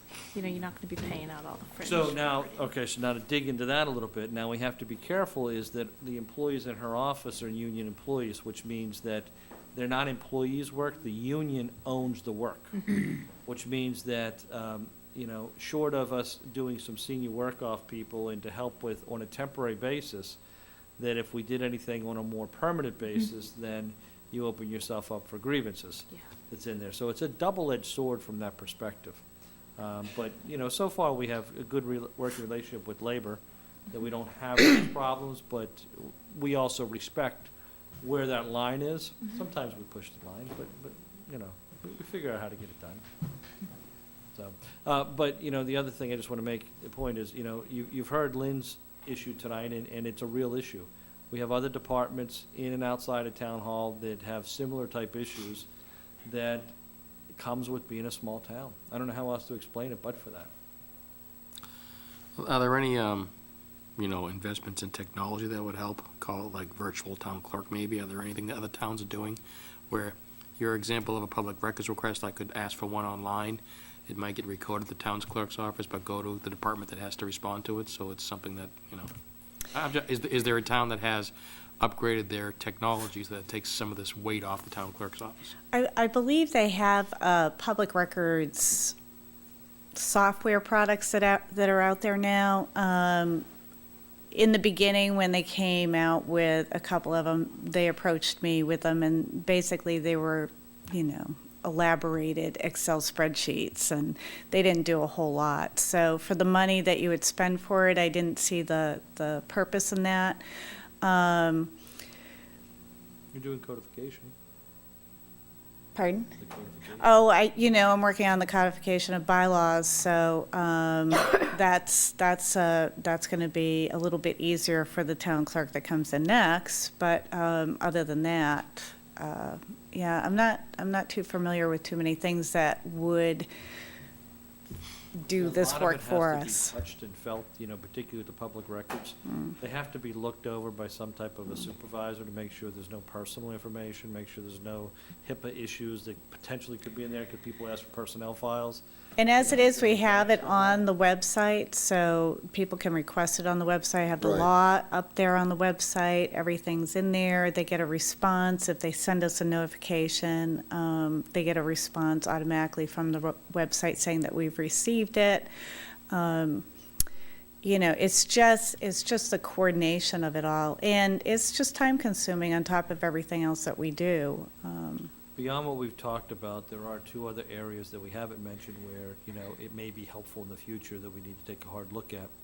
One is, as I mentioned, the Jack in the Box where everybody comes to the counter and they have to hop up and that kills 5 minutes and the screen's timeout, okay? So that's distracting, is that, we may want to look at limiting the hours of the town clerk's office and maybe closing the window for 2 or 3 hours a day. Maybe open in the morning, open at the end of the day, but in the middle of the day, let them crunch through the stuff with no interruptions and, maybe even ignore the phone at that point, just so they can get through that type of stuff. The other piece that we've started to talk about is, what is actually required as task in the clerk's office versus what are the extra things that are done to just be a better customer service. And we may have to, even though we've strived for at least the last 5+ years that I've been here, is we strive for customer service and giving everybody what they need, is that we may have to slow down on doing some of that stuff that's being done right now. An example, and it takes up some time, it's not a ton of time, is that as a free service, the clerk's office, if Nancy or Lynn are there, they notarize their notary public. So if you come in here and needs to get something notarized, you come in and do it, versus find the notary public, I know it's $10, $15, and do it someplace else. We do it for free, and that's where it comes into kind of balancing as to, how much of this can we continue to do and at the same time try to keep our same workload up with the additional unfunded mandates that are coming. And it's not even a matter of the fees for the notary public, because notary public is, 50 cents for this form, 25 cents for that, $1 for it. They're old fees. It would take me more time to figure out what they owe me than it would be to just do it free, so we just do it free. But it's, Plymouth County Retirement, everybody gets those notices in the mail, and they all come and inundate the town clerk's office for their notary public and things like that. So there's just a myriad of different responsibilities in that office that, we do underground storage tank renewals, we do pole and wire and conduit billings and filings, and there's just the state ethics requirements all come from my office, as you've probably seen the letters come out to you guys, and the trainings and so forth, the online exams that you have to take. How many employees and volunteers and board and committee members are there in this town that we have to do that with? The swearing in of all the officers and the boards and committees that are appointed and elected. So it's just a busy office, and it's just constantly interrupted, just constantly. And that's par for the course. I mean, that's what the town clerk's office really is all about, is people need to come and see the town clerk and get sworn in, or they need to, you know, understand the open meeting laws, or whatever the case may be. But it's just not having really enough staff to fulfill those needs on a routine basis. It's really just too difficult with, normally there's just two of us in the office, so. One other thing that we do that hasn't mentioned tonight either is we, particularly over the summer, we try to hire at least a handful of summer interns. And I think we've stationed one in your office for most of the summer before, one in finance, down in sometimes planning. So we try to give kids jobs too, although with the grand bargain now, the summer salaries going to be going up. So we might have to hire one less, but, you know, again, these are the things we just try to do to make things work.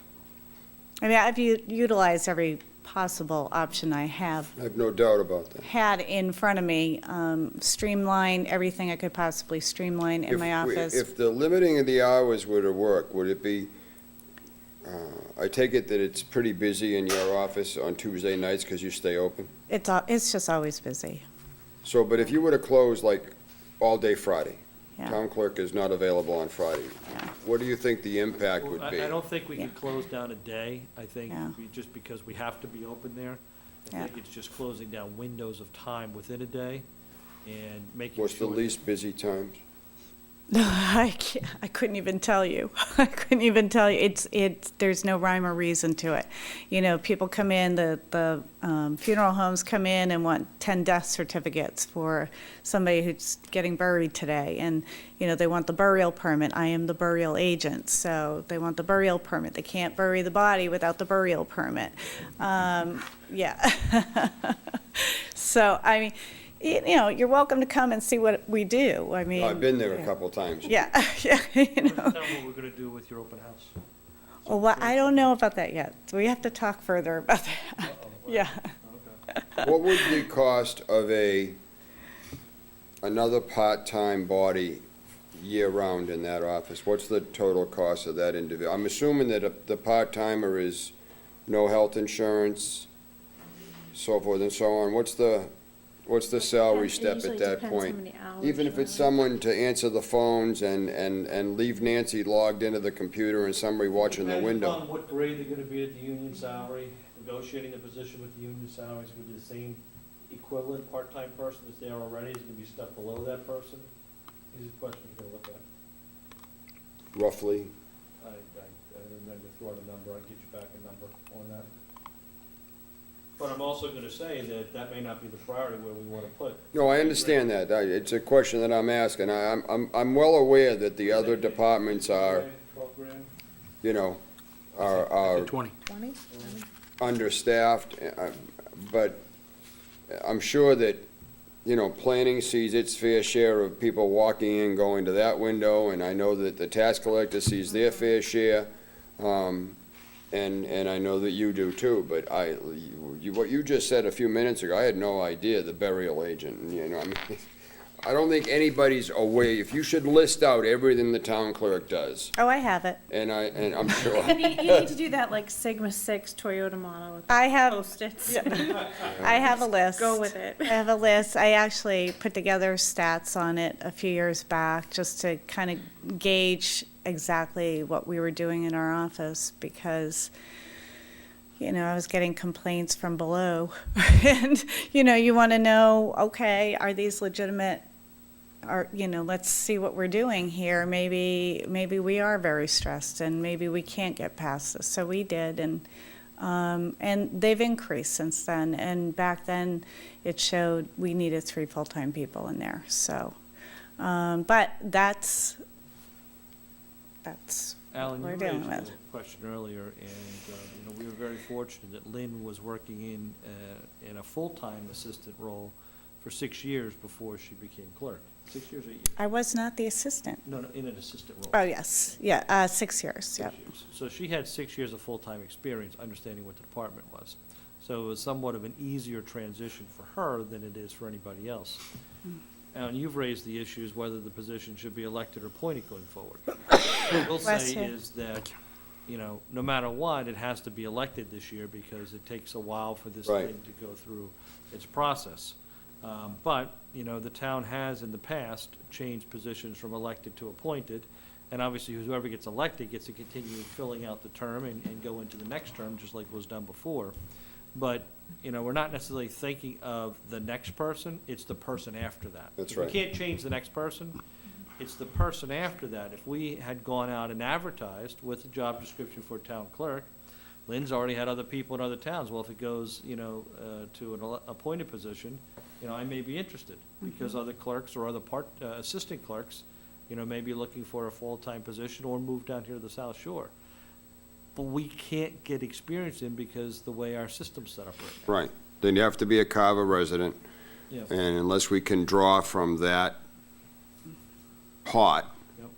and people are gonna hate me for saying this, but in a small town, an election is a popularity contest. If there's 2, 3, 4, 5, 10 people running for any given position, it's a popularity contest. There's not 10,000 votes per individual out there. This isn't the city of Boston, it's Carver. And I think that our options would be far greater if we were able to open it up and vet the applicant. The learning curve would be a lot less. We'd have somebody coming in that knows exactly what the job entails. And I've had one of the members of the Board of Selectmen chastise me the other night for taking away the will of the voters. And that's the last thing I want to do. But I think that there are times when that particular item makes sense, because if the town clerk's office gets twisted up in a knot, and what's the cost of fixing it after we catch it? Well, and where that comes into play is, what do you do at that point? Lay off a police officer to move money around, because you've gotten in that situation? And that's a possibility. Yeah, and these are the things that you have to take a look Or at. cut a firefighter, cut a call firefighter, or? John, you were on the governance committee 1.0 and 2.0, Yes. and you went through that process. Would you kind of share with Alan how that went for? Well, we just went through, everybody seemed to have a problem with switching from an elected position to appointed. But as you said, you could have the world's best, physician, truck driver, whatnot, and most popular, I should say, get elected into the position and have to go through a training and a learning curve, and you're dealing with multi-millions of dollars of, spending and bonding and whatnot. You need an expert in there. So, we just tried to come up with the best way, what's in the best interest of the town, going forward. And we had many heated arguments on the fact that we didn't want to take away the will of the voter. That was not the intent of anything that we did here, but we just wanted to present an option to town meeting and like. And I would never want to take that away either. But there's a balancing act as more pressure gets put on these departments to follow mandates, and as they dump more in, early voter registration, automatic voter registration. So now you go and you renew your license, and bing, bang, boom, here's your voter registration, and now you have to vet that and get that in the system. As more and more and more requirements and burden is put on all the offices, whether it's planning or finance and budget, or it's the town clerk. I think that there's a balancing act, and it may get to a point where we have no choice but to vet an individual for the position the same as we vet the police chief, the fire chief, the finance director, the planning director.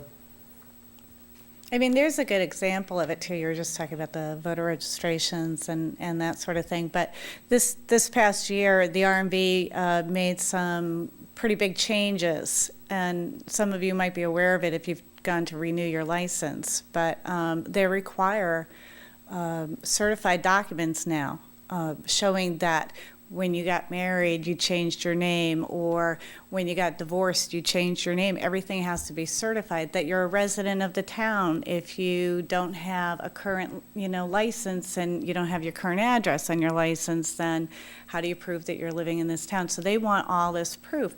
That all comes to my office now. no warning, no preparation. It's another state agency. You think they would have communicated, but they didn't, you know? And all of a sudden, people are showing up at our counter in That new droves. enhanced license, right? And they're calling, and they're, you know, so there's some things that are not within our control, and you can't predict, but then there's other things that we have, that we do on a regular basis, all the time, that we just are short of staff. And God forbid somebody takes a vacation.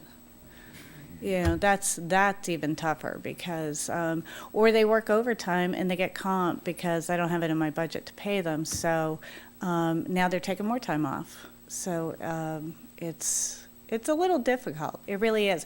I mean, you know, I can sit here and say all the things I need to say. It's really going to benefit the next person that comes in at this point, but I know that my staff was extremely overworked and very stressed. I got that impression with the last conversation I had. Yeah. And so was I. So was I. But do you think the opportunity to look at, I mean, I think you're right. I think what's going to happen is eventually in time, with these mandates coming forward, there'll have to be increases in staff. But what do you think about the idea of, because the people would get used to it if the town clerk was closed during the day. For, Yeah. you know, whether it's a 2 or 3 hour period each day. People get used to it. They know that I'm not going to go there at lunchtime. I'm going to go there towards the end of the day, the beginning of the day. I think that might be a stopgap measure for the next year. I mean, it certainly would help. It would certainly help. I Close mean, it the would give window and them- don't answer the phones. They'd be able to, well, we're already not doing that. I hate to tell you. We're already not doing that. We let it go to the voicemail because we Facebook just can't post do as it we all. So, But could you sorry make if I that- didn't answer your call. No, John's right. Could you make that work, like 3 hours every other day, or 3 hours a day? You know, you're Yeah. open from, Yeah, I mean, close from 11 to 1 or 11 to 1:30, and that gives you some time to just, unless the state system I mean, dies especially during on, those times, but. especially on the days that there's only 2 people. I mean, anything would help. You know, the senior work-off person is wonderful. She's been fabulous. Most of them that I've gotten have been great. Yeah, I actually hired her for more hours. Maybe we could close the window the days that the part-time person is not there, where there's only 2 of you in the office, then Yeah, cut back the hours of the public access. When the girl is working, Yeah. that day you can, Yeah. you know, operate the whole day, something like that to make it easy. I mean, it's out of the scope here. We can't, I know. So Lynn, the beauty here is that we can close the window because the finance committee told us we can close the window. There we go. So anybody complains, it's in the. Per the finance department, the Either that or we finance get- committee. Alan. Yeah, Oh, Alan Germain. we can give you the, Call you know, this give you the number. money to hire somebody, and, you know, we'll just take it out of, I don't know, we'll find somebody else. We'll cut Stephen's budget. He doesn't need the money. Thanks, Steve. We good? Yeah, I think so. yeah. I mean, I don't see what else we can do. These are just ideas. I just wanted to bring forward, because it's in the meeting and it is recorded, and I wanted it to come from another source other than the selectmen, because I think that we owe it to these departments that people understand where their staffing is, what their level of work is, and the only reason that the town clerk's position has come to light this year is because she's chosen not to run. Nancy's not eligible to run because she lives in Plymouth. And we have an individual running unopposed, and I have nothing but great things to say about Cara, but we don't know what, she hasn't been doing it for 6 years. And it's a big deal. So, you know, from my standpoint as the chairman of the finance committee, I'm concerned with what happens to the operation within town hall and where this is gonna come from if we have to pick up all these pieces. So that's the reason I'm asking the question. I could have asked the question quietly behind a closed door, but I think it's something that needs to be out in the open. And I think it needs to be transparent, and that's why I'm asking the question the way I've asked it. Bill? Are there any of the tasks that are done down there that could be moved to some place else? I'm thinking dog licenses, that not very complicated, but, you know, Yeah, or I mean, things that could be shifted around. Maybe. yeah, I mean, then you're just kind of transferring the burden onto another department who's maybe short-staffed as well, you know? So, I mean, sure, okay. You can do that. If someone who's not as busy and burdened with as many tasks, that's. Yeah. Town administrator can take over dog license. Find that, let me know. Yeah. I'm not working in the town hall.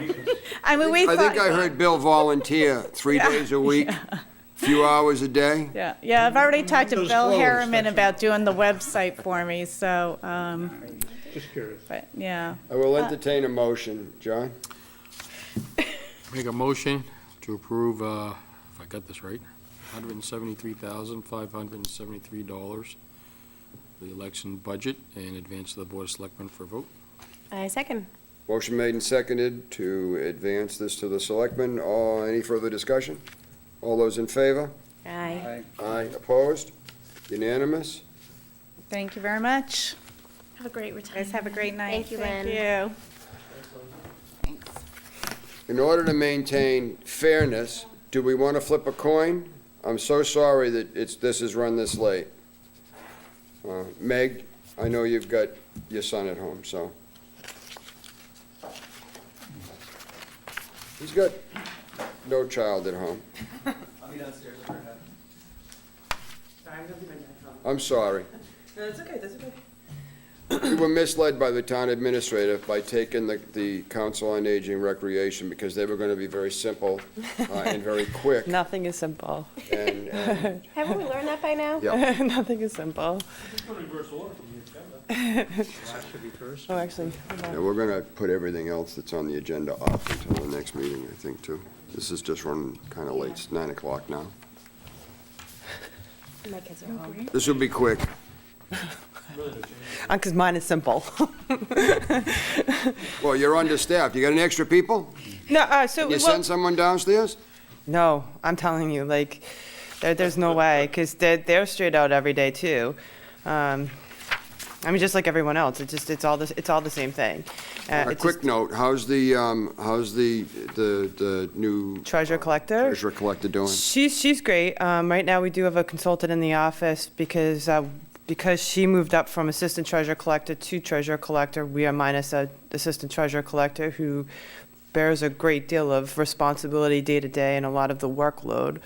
I mean, I think that's how I would describe my entire staff, is they're all workhorses. Like, they're busy day in and day out. They're not sitting there twiddling their thumbs. In fact, know the that. problem is we just have so many things that we would like to get to and we can't. I mean, we're functioning, we're doing the due diligence for the town, but there are things that we could advance, things that we could address more of, and we just can't because we're just able to meet the We're gonna replace the deadlines. assistant treasurer collector? Are we going to fill that position? The assistant treasurer collector, we filled the position, and he will be starting Monday. So we had 2 staff changes this year. We actually lost 2 stellar employees this year, and just to voice my concern, one thing I would say is that from my office's standpoint, I wouldn't ever be looking, I don't think, for extra bodies, but the thing that came to light in this whole year that I realized is that we lost 2 stellar employees because the positions just weren't paying enough, considering like how good these people were. So we did have turnover in 2 positions. I have a new accounting clerk, and we'll have a new assistant treasurer collector. And both people that left, they left for more pay. So that is a concern to me. We will see how this works out. See if because ideally I don't want to have constant turnarounds in my staff because it is training again, it is an absence where we start to fall behind, and it's that period where we're waiting to fill the position and we start to fall behind that is, always a concern to me.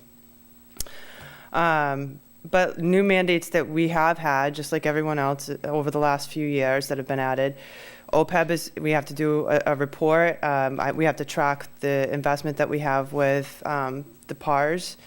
We did a fraud risk assessment in 2018, which I now have to carry the torch, which means I have to go out to departments and spot check and follow up with them and see what they have in place to make sure that fraud does not occur, because at one point in time, if I knew that fraud was occurring, I was to speak up and say something about it, obviously. Now we've been charged with looking to see, okay, where could fraud possibly occur and what controls do we have in place to make sure it does not.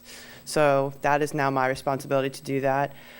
We have to do compensated absences calculation for the auditors. And again, just like Lynn has addressed, it's the public records request. We get a lot of them in finance, a lot. Really? Yeah.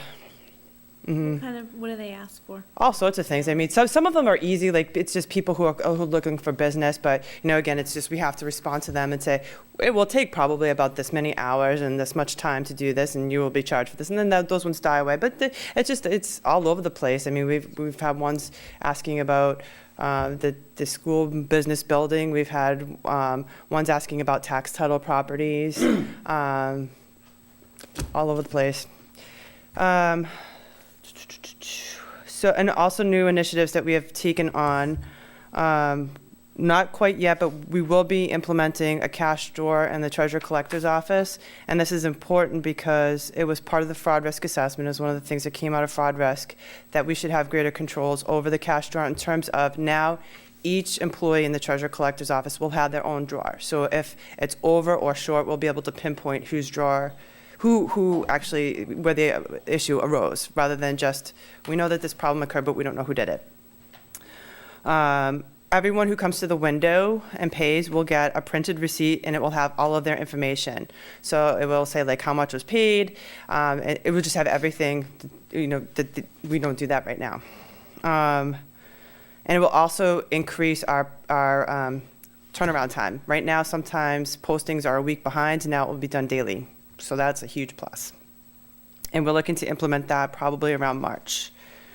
And again, also, John had touched upon, like, are there ways that you can use computers to maybe make things more efficient? One thing we're looking to do, we started the implementation, and it fell apart when we lost our treasurer collector. I shouldn't say fall apart. We started the implementation of a time and attendance module within our payroll system. And we tested it out with the finance department.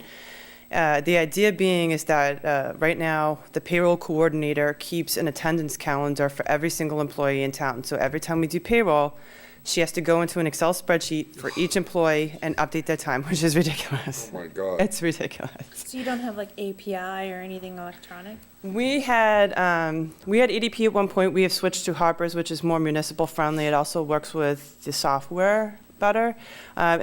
So Harper's has something called a time and attendance module, which we're looking to implement, but we're taking it one step further, where with a soft rate system for invoices and bills, departments will enter their information, and then what that does is it takes a big burden off of the finance department in terms of the data entry, because you can't do data entry and prove things well. There's just not enough time with the staff that we have.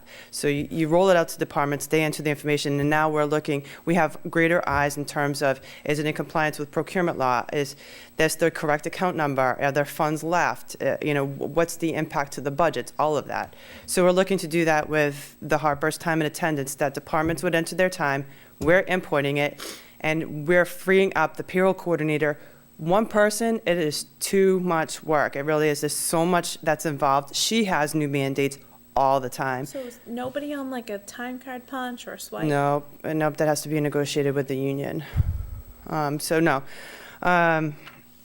we're looking to implement that, roll that out more to departments. We're just waiting till the assistant treasurer collector starts on Monday and he gets up and running, and then we'll go back to that. So how do you know if there's no like buddy punching, or, I mean, if nobody's... Department head sign off on it, so it's their responsibility to make sure that the time is accurate. The other thing that the finance department took over this year is the North Carver Water District billing. It was previously being done out of the planning office, but it just makes more sense for it to be in the treasurer collector's office. Our assistant treasurer collector, who's now treasurer collector, she had dealt with it once before. She did the system. She knows the system inside and out. In our management letter for the audit, one of the comments was that I have not been reconciling receivables to the planning office, not for lack of trying. It's just that the system that we currently have, what it does is it rolls penalties and interest into the balance, which from an accounting standpoint you don't do. You don't roll penalties and interest into the principal balance. And I spoke to the person who has the software, and he said he can't not do that. So Kathy and I are looking to, and it's better if Kathy and I can work on it, because I'll run it one way, say, okay, can you try to run it with these parameters? And I just can't keep going back and forth with the planning office. So we moved it up. She understands the system. We're going to try to get it so it reconciles. And if it doesn't, then we'll talk about maybe adopting the software module for billing. We got to see where this goes, because we really don't want to continue to have this as a management letter comment. So they put like a comment in your financials, your audited financials? Yeah, and they said that this, they you need to footnote it or reconcile just- this. Yeah. But also, I mean, in terms of like cash payments and everything, that's something that should be coming to the treasurer collector's office. It's just more time. It's just more time with the same staff. You know, no additional staff. We're still working on that. The other thing that I think was actually pretty cool is one of the footnotes to our financial statements is it says how much of our cash balance is collateralized and how much is uncollateralized. Previously, and in a lot of towns, the vendor and the payroll that is done through Rockland Trust is not, it appears is not collateralized. Lori and I spoke about that, and we wanted to see if there was something Rockland Trust could do to help us out, and they were able to. You apparently just need to ask, which a lot of towns are not aware of. So we have none of our cash is uncollateralized. We are covered, which I think is very cool. And then the last thing that Lori did this year, which has not been addressed probably in an eternity, is land of low value. And this is tax title property that falls under a certain threshold. And it just, these parcels sit out there and they just sit on our books. And she has to petition the Department of Revenue to get these to be taken in as town property so that we can then go out to an auction. And that was a huge accomplishment. It was a lot of parcels, and it was so incredibly time consuming, because you would send the file to the Department of Revenue and they would say, okay, well, we're missing this data, this data, this data. You need to research this data. She must have sent it in probably 4 times.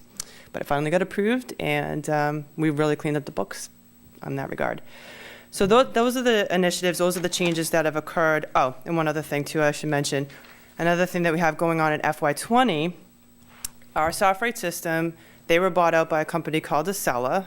Acela got bought out by Springbrook. Springbrook bought out a whole bunch of different software companies, all municipal software. And they, over the last year, kind of did a study and said, okay, well, we can't support all of these different programs, so we're going to pick the one we like the best, and we're going to run with that, and everyone else will have to convert. Software was not the one selected. They opted for KVS, which means we're having a forced conversion to KVS. We will have the same support person. We will have the same case manager, which is good. So it's not as painful a conversion as it is going to a completely different software program. It is still a new software program, and we'll have glitches, and will probably mean an additional cost. And there'll be a learning curve. And there's a learning curve. Just on the software, there's not a nationwide standard for municipal software. Well, let's put it this way. At least it doesn't include Massachusetts. Many of the other states can use other software programs, they do. So that's always been the problem with Massachusetts, is that, we just have this unique finance rules that a canned program doesn't work for. So this is going to be problematic when it does occur, because they're going to try to put us on a national platform with upgrades and modifications and bridges to make the thing work, and I can just see it's going to be painful. Software conversion is never easy. I mean, it's a similar product. It looks very similar, but it's, converting, it's workflows. It's, right now our stuff for doing AP is A, B, and C, and then A, B, and C won't look exactly alike. There's a learning curve to that, and any screens that you enter vendor information or that you enter invoices, they'll have different fields will mean different things. It'll be a little tough. I'm going to ask you the same question that Kate asked Lynn and I asked Chief Dufley. Money with no object, where would you want your office to be, personnel-wise? Honestly, it would not be more bodies. I don't think what I want the pay to come up for 3 critical positions. It would be the payroll coordinator, the assistant treasurer collector, and the assistant town accountant, because those 3 roles, the amount of work that those 3 positions do, the amount of detail that goes into each of those, the responsibility tied to each of those, and the knowledge of the Mass General laws, it's astounding. And I will say that I'm impressed on a daily basis with what my staff does, like really impressed with how much detail they go into and how badly things could go if they were not as on top of things. So I'm very lucky to have some people who are sticking around. But like I said, I lost 2 key people, and it was not, it was sad to see them go. And so we're starting all over again and hoping that this time it sticks. So, and if it doesn't stick, it's going to, that would be the thing, is I would like to see the pay for certain positions come up. Have you ever done like an analysis of, those positions to a private sector? What the difference is, and then, outweigh, do you guys have better benefits? Maybe the pension's better than if you had a 403B or a 401K? Well, what I have done, or what some of the positions have done, is they have looked at other communities to see what the same position makes, and they are lower. They are lower paid. I have not done a They're not comparison to union, private Michael? industry. They're not union. No, they're union, the ones that Meg's talking about, the ones that she wants to look at are generally not union, but some of the union positions, what we're finding in doing surveys is that our 4 and 5 positions, the top 2, for unions are relatively on par with the surrounding communities. It's the 2s and 3s that are way underfunded. But you look across our whole spectrum in the town, and, Carver pays less. It just does. And it comes back to the point I've been making before, is we just don't have the revenue. So we do lose people, and it's happened before, it continues to happen. And we try to make the best of it. Our healthcare, we had to change that from 75-20 to 50-50. So that's not as good as it is. You still have a defined pension plan, which you can't beat. No, I mean, as you long can't as get that in the time- private. That doesn't exist in the private sector doesn't. anywhere. So, there's gives and takes with everything here, but, we have to continue to look at how we, move stuff up. Now, for those that have read my annual report that we put into the warrant every year, you'll see that many of the town non-union employees went sometimes 7 and 8 years without any COLAs or raises. And we've been trying to make up for that over the last couple of years, and, we're proposing a 2% COLA this year for non-union people, but it's still low. And it comes back to what are the priorities of the town, and we don't have an influx of money at this point. I hope we do in the future, and then you gotta figure out where you put that too. But I will say too that when you have, and I know that this was a problem with one of the employees that left, is that when you have employees coming in at 50-50 and they're coming in at the same pay, that's a problem for them. Sure. Yeah. We do have the ability, again, it goes back to that salary adjust line item, so that we don't have to start somebody off at grade 1 if they have experience. So that does give us some flexibility to deal with that, as needed. But if you don't have experience, then we really need to start you down on a grade 1. But the experience, we will up your steps based upon that. It's a balancing act, it really is, John? with no good solution. No, I just, like, there's always been a disparity between the public sector and private sector in salaries, which is made up for in benefits. I think. I mean, benefits being the pension at this point, because I don't think it's the health insurance component. I mean, with Can like, I ask, how expensive is the health insurance? I mean, what are they, when you say you're paying 50-50, how much you pay in a pay period?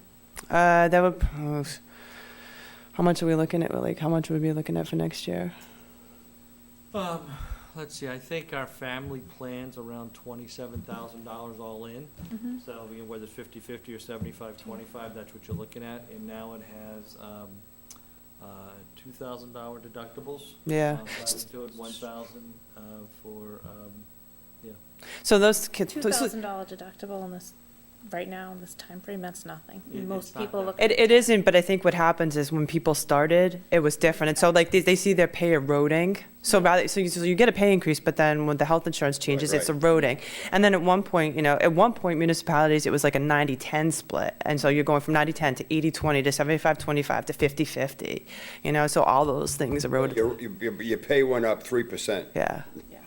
So you gave it in this hand, took it back in this hand. Yeah, so I mean, the pension is a total plus. That's true. It's just I think that's hard to say to someone when they see that they're walking away with less every year. Well, I think you do an exemplary job in your department. Everything I've ever asked for is not one of these, I'll get it to you as soon as I can. It's like I send an email requesting a document, and before I can look away from my screen, it's back in my inbox. I don't know whether you keep a file over here, just. No, click no, a I mean, button, but I think I will, Incredible. if I'm able to do that, it's because my staff, I am fortunate to have a staff that carries so much of the burden that it allows me to have that time that I'm not, well, I mean, even though I may be bogged down in other things, but I mean, my whole staff, they take the responsibility to the taxpayer and the resident so incredibly seriously. Like, that is, like, to them, it's always, if a request comes in from the outside, take that one first. We'll get to our other stuff after. And I am fortunate to have, like, I'm very fortunate to have that they have that attitude. You treated me very well when I got put on the finance committee. I drove you crazy for the first couple of months and stuff, because I didn't know very much at all, and her door is always open. Still. Her door is always open anytime. Meg will be more than happy to speak with you, and she'll answer any questions she's got, and as you can see, that she's, she wears her heart in her sleeve. It's right out there. This is what it is, and she cares very much about her staff and stuff. So you run an incredibly well-run department, as well on par with Sleepy behind you there with the tie still on his neck. Nothing, we weren't even talking about you. So, I thank you very much. Motion, anyone? All right, I'll make a motion to approve the Finance Department budget of $670,876 to advance the Board of Selectmen. Second. Motion made and seconded. Any further discussion? All those in favor? Aye. Aye. Opposed? What? Thank you very much. Thank Appreciate you, it. Meg. Stephen, certainly not, last but certainly not least. He's lost his sense of humor. I see. No, you're getting a far less enthusiastic presentation than you would have had 2 hours ago. You have to go discuss it with your boss over here. Mr. Chairman, if it pleases you and the members, I'd like to hand something to you folks for purposes of tonight's discussion, if that's okay. Sure. Thank you, Mr. Chairman. Wow, this is gonna be a rough night. I can see this. Meg, thank you so much. No, thank you very much. Thank you. Thank you. Mr. Chairman.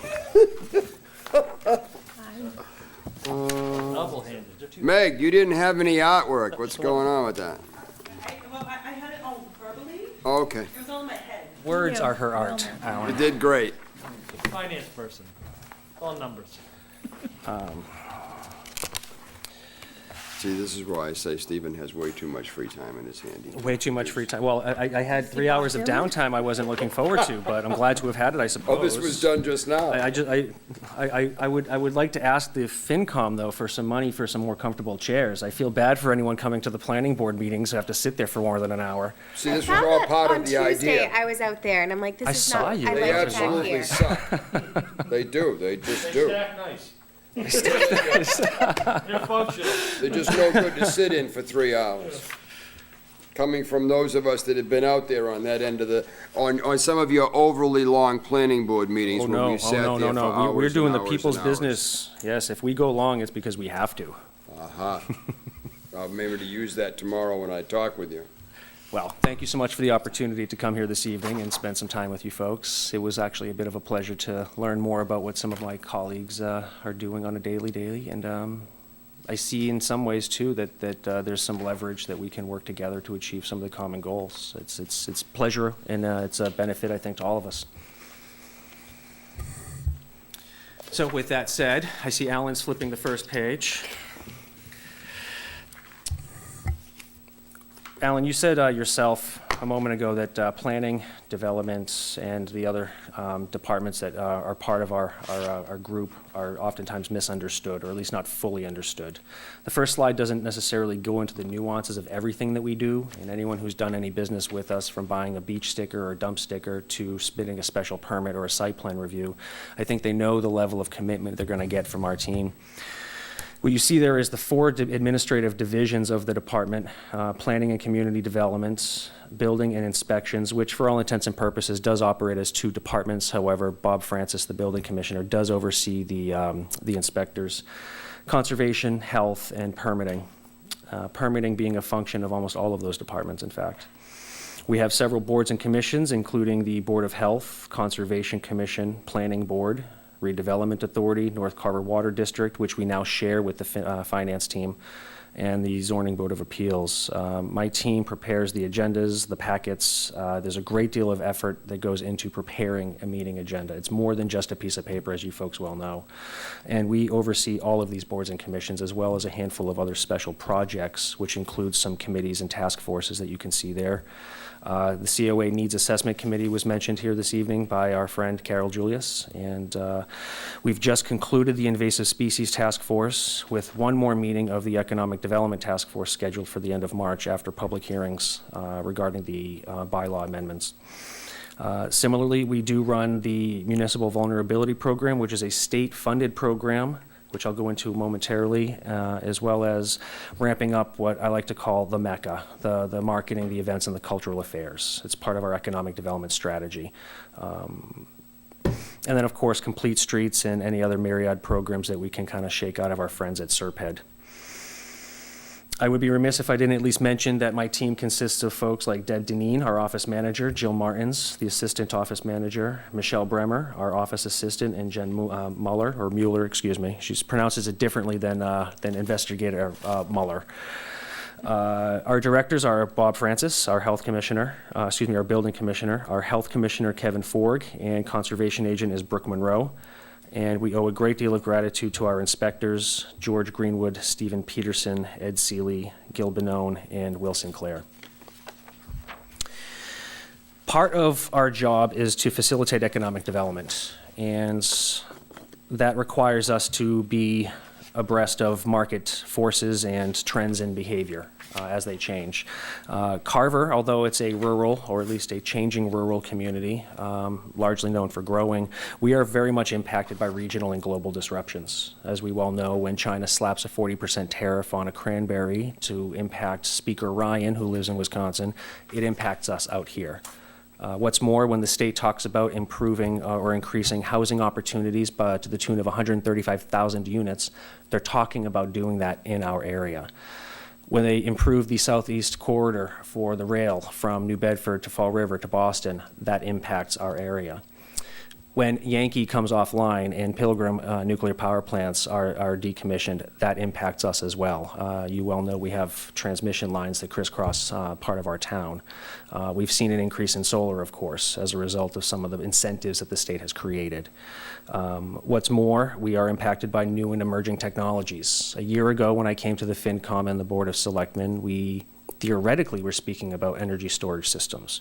They're here. We have a pending application. They're already here. I can't fathom what's coming next, but I will certainly keep you folks abreast. Michael and I speak regularly about new and emerging businesses, technologies, partly because we see those as opportunities.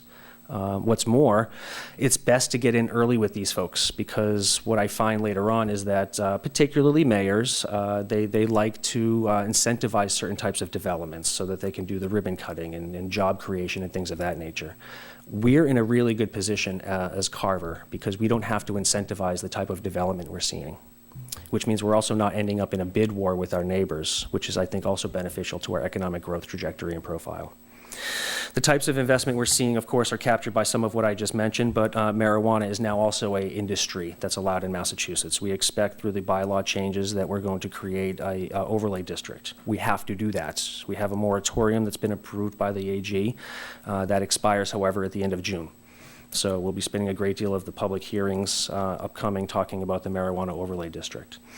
What's more, the residential profile. I was mentioning to the town manager earlier today that, we're an aging community. The two largest developments that we just permitted were age-restricted 55 and older. And the further east you go in Massachusetts, the closer you get to the tip of the Cape, the median age is jumping up closer to 60. So we're an aging community, and that's also impacting the type of housing that we're seeing. And similarly, as we're also a growing community, density begets troubles, problems, code enforcement issues particularly. And so some of us, what we're trying to do upcoming and in the coming years is to protect property values. As folks encroach on each other's space, they start to store something maybe a little closer to their neighbor's backyard. That's when we start to see the increase in complaints from code enforcement. What's more, before 1966, this community didn't have any bylaws. There were no zoning bylaws. There were no building codes. Skip ahead 40 and 50 years, now we are starting to reap the consequences of the Wild West, so to speak. We have a handful of projects or developments in town that aren't necessarily code compliant anymore, and they never really were. So we're trying to resolve those things as well. So it's not just what we do presently for the community, it's also how we keep our finger on the pulse of things that are emerging and changing so that we can respond to those things. And in order to help us perform our duties, we oftentimes have to look for outside funding sources. This slide here, the grants, outside funding, and new revenue, captures a bit of what we've been able to work on in the last fiscal year. The MVP grant, Municipal Vulnerability Preparedness, is coming from the state. We received $196,000 in a competitive grant. The town manager earlier tonight was talking about the grant compromise that came out of the legislature that the Governor Baker signed. Part of that grant compromise creates a sustainable funding mechanism for climate change resiliency, and particularly the MVP program. We're working with Fuss & O'Neill. We expect to have a final report issued by the end of this fiscal year. That will put us in a very strong and competitive position to be able to receive additional resources from the state to help us execute that plan. I don't typically like to run processes that end up with a plan on the shelf. I need to find some actionable items so that it actually fits into the quilt, so to speak, of how we approach economic development. MVP is a part of that. And if anybody has any questions about the MVP program, part of what we're studying, I'd be very glad to give additional updates on that. But please do know that this impacts not only firefighters, but as well as the growing community in town. Gap 2 was intended to replace the generator at the North Carver Water District pump house. That was a $58,000 grant from the state, and that has an estimated cost savings over the life of the generator in the tune of $503,000. It's more fuel efficient, as well as the gray sale value or the gray market value of the old generator. We have also created, through the voluntary contribution from developers, a reforestation fund. The town manager and I have spoken at length over the last year or so about how at one time this community was clear-cut. All of the trees in this town are, for the most part, the same age. They're all roughly going to die around the same time. We see some trees between the town hall and the library that are slated to be taken down as well. By sharing with developers our master plan and what our community goals are, informing them to the impacts that their development is going to have on us, we've been able to have that conversation with them and ask them for a donation that they voluntarily contributed. And so we have about $50,000 in commitments for that now. We hope that we can use those funds to not only mitigate some of the impacts from past projects. We hear an awful lot about some of the solar arrays that are now exposed to public right-of-way, and maybe those are a consequence of not having the right forethought at the time. Nonetheless, we can use new projects and new money to solve old problems, and that's what we intend to do. We also intend to use SERPED. SERPED is the South Region Planning Economic Development District, and they've assisted us in a couple of areas, but they're also going to be assisting us coming up with complete streets. That will ramp up right around the time that I'm sure we're going to see some improvements in the urban renewal area. Similarly, there's a program for direct local technical assistance, whereby we can apply for up to 40 hours of free labor from the staff at SERPED, on top of some technical assistance for up to $40,000 a year. We intend to exhaust that. In fact, we have 2 pending applications before them now that will carry us through the rest of this fiscal year.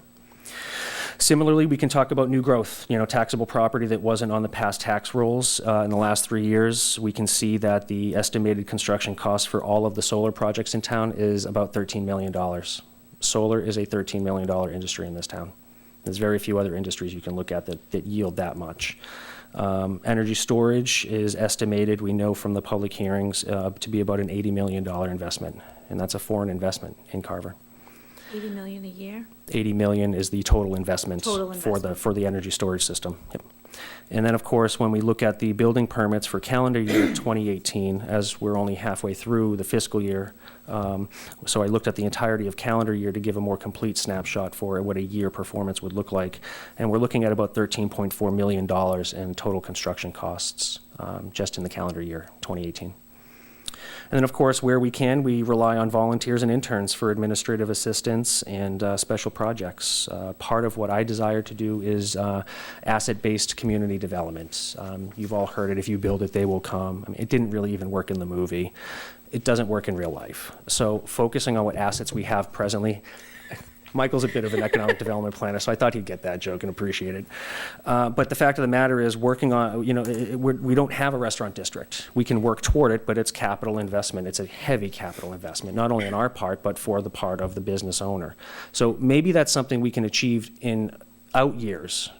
Right now, though, what I'd like to do is use our staff and our volunteer base to focus on the assets that we have so that we can achieve the community development goals and then build on those. The next slide shows the building permit performance from 2017 and 18. I think it's natural for folks to see a chart like this and perhaps try and do a comparative analysis. I don't necessarily see it as warranting a comparative analysis. I don't see that we're underperforming and overperforming from one year to the next. That's the kind of stuff that mayor politics typically talk about. I see this as an aggregation because over the last 2 years that transcend 17 into 18, we're looking at a total investment in this community in construction costs close to $28.6 million. Now, although this represents a 12% reduction in the number of the total value of building projects from one year to the next, the number of permits, however, that were sought and awarded increased by about 8%. And new construction permits and value increased by about 35% and 8% respectively. So as an overview of our budget, the 2019 actual budget for planning, economic development, environmental, and permitting was $407,011. The 2020 request is $432,000. That represents a $25,000 increase. That's about a 6% increase. Some of the reasons for that increase are code enforcement. I mentioned earlier we're just getting more complaints that we have to respond to. Is it statutorily required? That's how we structure our precedence and priority. Is it a revenue-generating project? In this instance, code enforcement doesn't necessarily generate revenue. They think, some folks think because we're writing tickets that sometimes will bring in some revenue to the town. The reality is we also have to send folks to court to represent the town's interests when the owner or the violated party contests it. So there will be an increase in the code enforcement as well as health testing. We've received some increased reports of blue-green algae. Anyone who knows Savory Moore in town can certainly speak to him about that, and I think he'd give you some pretty good scientific information. Similarly, professional development is something that you'll see a slight increase in the line item for. As we have new and emerging technologies, like the battery storage facility, we expect that we're going to have to attend some additional training seminars and sessions so we can better educate ourselves to the types of conditions we need to place on these things. And similarly, postage. I was actually just running the mail machine the other day, and I saw that it was spitting out 50-cent labels. And I guess I didn't realize that we had climbed up to 50 cents again already. So that represents a little bit about why you see some of the increase in our budget. However, on the next page, I want to show that through our funding, through our efforts, we have been able to secure about $305,000 in new funding to this town that we didn't have previously to rely on. So despite the the $25,000 increase, it still, for the most part, leaves us with a bit of a surplus of $279,000 that the planning team has sought and received competitive funding for. We do have grants pending presently that will, in all likelihood, be awarded, because let's face it, we're pretty great at what we do, and people want to give us the money to do it because they also get to share in that success. And the last slide is the fiscal year 20 goals. At the last town meeting, we received $40,000 so that we could start the process for securing a license for an e-permitting system. We're working closely with the finance team as well as the IT department. That's our next step. We've secured all of the internal conversations and data that we need so that we can put together an RFP. Michael, I've shared it with Elaine, and we're ready to go, frankly. We just have staff resources are limited, and usually between November and April, that's our busiest season. We lose a week or so right around Thanksgiving, we lose a week right around Christmas, the week after Christmas, and then we jump right into the new year with getting ready for town meeting. That's effectively where we are now, but the launching of the e-permitting system is going to become the top priority for us in the upcoming fiscal year, and I hope to have momentum going into July with the vendor being selected. We will continue to look for new funding opportunities through the state as well as private sector partners through donations and other contributions to help support our goals. I mentioned the marketing, the events, and cultural affairs. Earlier tonight, there was a conversation with Lynn Doyle about Carol Julius about the Eagle Scouts who are interested in assisting us. We're also working with Cub Scouts as well. I mean, we're really throwing a wide net for those folks who want to or have to volunteer, and it's effectively free labor for us. So using that type of labor to help strengthen our marketing, our events and cultural affairs, coupled with conservation programming. There's no shortage of conservation or open space in town. Not a lot of it, though, is activated. So we're working with some of our partners also to create trail maps, and in some cases create trails altogether. And then, of course, we're expecting that the urban renewal plan will be ramping up fairly soon. On February 19th, there will be a joint meeting of the North Carver Water District and the RDA. The development team will be coming in to give a brief presentation on the status and next steps. If you're available, I encourage you to come. If not, however, it will be televised, so it will be available for folks to be able to watch. And that should, for the most part, conclude my preliminary remarks, and I'll defer to the chairman for any further comments or questions. Goodies? I have one question. On the second page, it only has 2 people listed as an FTE, so is everybody else here not FTE? That's correct. Yes, there are exactly 3 full-time employees for 6 departments and 7 boards. I'm one, Deb Deneen is another, and Jill Martins is the other.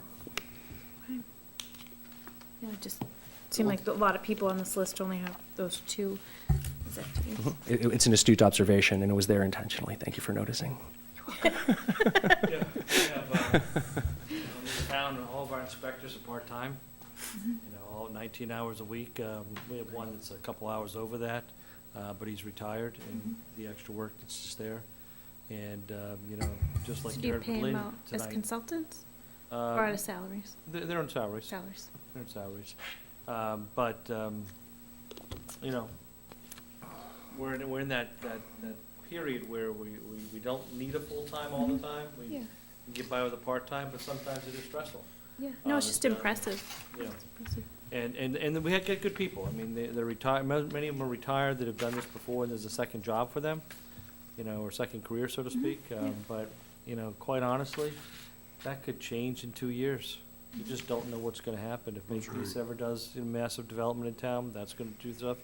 If we can't find the right candidates in the future, that could change things. So, Stephen has to watch his forecast with his department, pretty much on a quarterly basis, see if he's got the right people. And what's more, there's 351 cities and towns in Massachusetts. There's about 700 licensed, registered building commissioners in the Commonwealth, which means there's effectively 2 for every town. I can assure you that if you go on MMA, you can see the demand for these types of positions. It's really uncanny. There just isn't enough people who are qualified to fill some of these positions. I really cannot say enough about this team. They're one of the most incredible teams I've ever worked with. I've been in 4 other communities. I've been doing this for 14 years. And I'm in constant awe with what we're able to get done.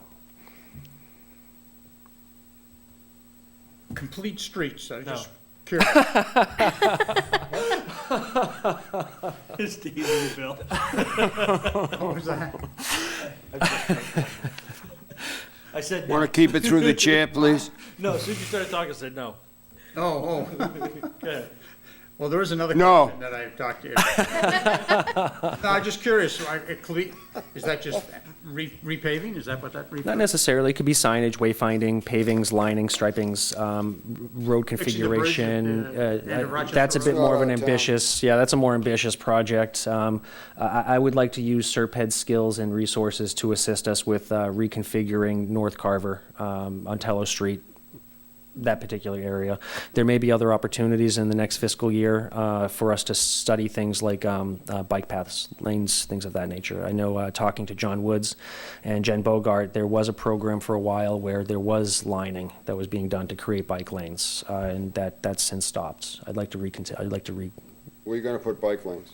We'll study that.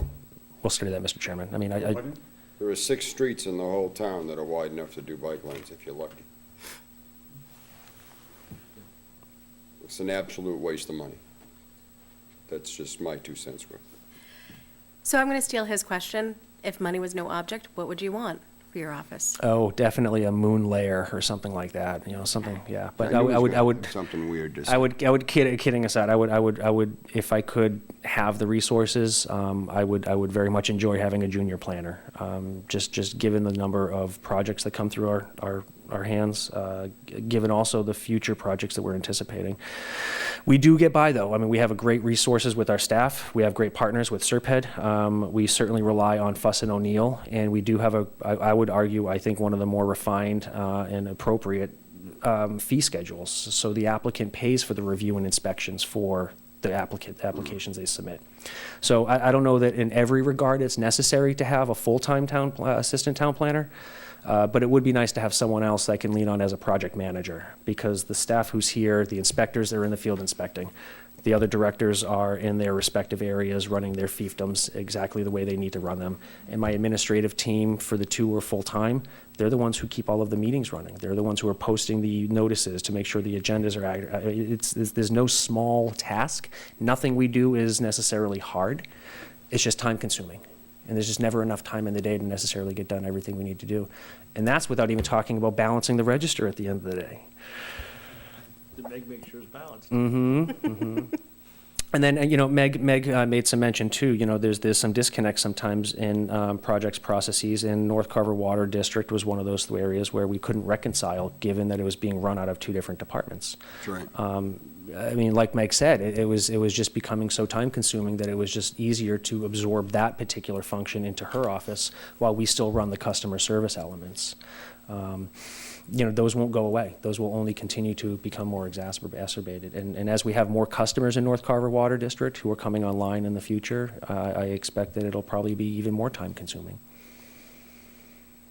I think all in all, we're heading in the right direction, though our growth in this town has been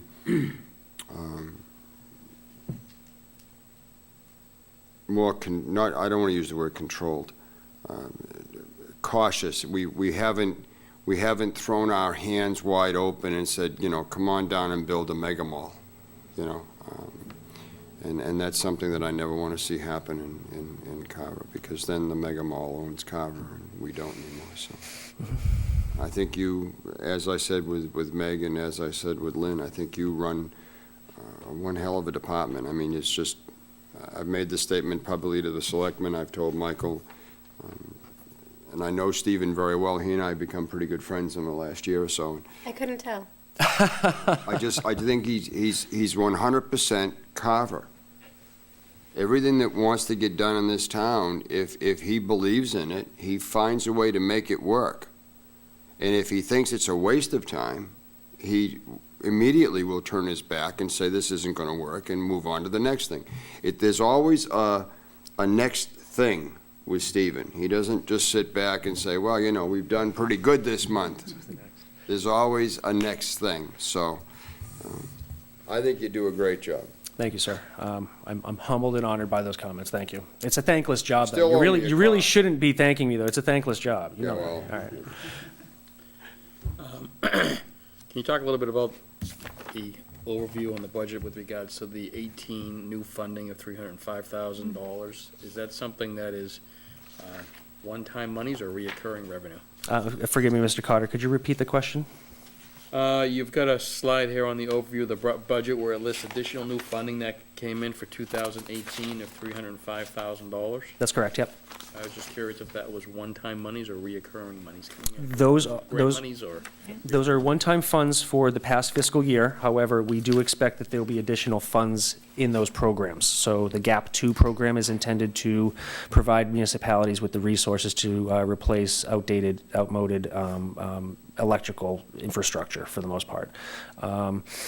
MVP is going to be in perpetuity. In fact, the governor, as I mentioned, created a new funding mechanism. So 50% of the registration fees at the Registry of Deeds for all real estate transactions will be increased by 50%. That money is earmarked in the state legislature, state budget for climate resiliency programming, including MVP. So we will be seeking some additional funding through the program, but that number is a one-time number. And what's your feeling on the commercial tax rate as far as bringing in new business? I think it's worth studying creating a tax overlay district of some sort so that we can equalize the tax rates, especially around the airport with Plymouth. We're not offering the same level of services as Plymouth, but our tax rate is much higher. And We've lost out on some development because and of we're probably going to still. And until we can resolve for that, or at least create some other funding mechanism like a tax increment financing or something of that sort, we will not be competitive, commercially speaking. And what we have presently, we have 300 or so businesses in town, and 95% of them report that 98% of their customer base comes from within town. So we don't even have the built environment to accommodate for what I call stage 2 companies, which is why I'm glad that we do have a fairly strong home occupation bylaw. It allows folks to be able to run a business out of their home. And at least for folks who aren't looking to grow, that seems to be adequate. We're starting to see some other development on Spring Street. Some earth is already being moved around down there. We have an A&R upcoming on our February 12th planning board meeting for Spring Street to redraw some of the lot lines. That particular area was also had design guidelines so that solar was not allowed in that particular area. So what we're seeing is about 7,500 square feet of cement slab at grade with Morton-style buildings, and that's adequate enough for some of the craftsmen and tradesmen that we have in town who are outgrowing their space in their homes. So we're seeing development. We're certainly seeing it, and the URP is moving along faster than I think we even thought initially. We're also seeing, of course, incentives from the state for more solar and renewable resources on top of the battery storage. So what we have is working. It is attracting some developments, but I would like to see, at least around the airport, some more of an equalized tax rate so we can be competitive down there. And you should also point out that the development that's going in at Spring Street, these are not going to be rental units. These are going to be condos. That's the plan at this point, which means now you have more small businesses making an investment where they'll own the unit. So they're not just paying their rent to a landlord who's done this as a big picture investment item and doesn't really care. This is an individual small contractor, a small company that will be looking into. And I think that's where the key to the growth is in this town. I truly do.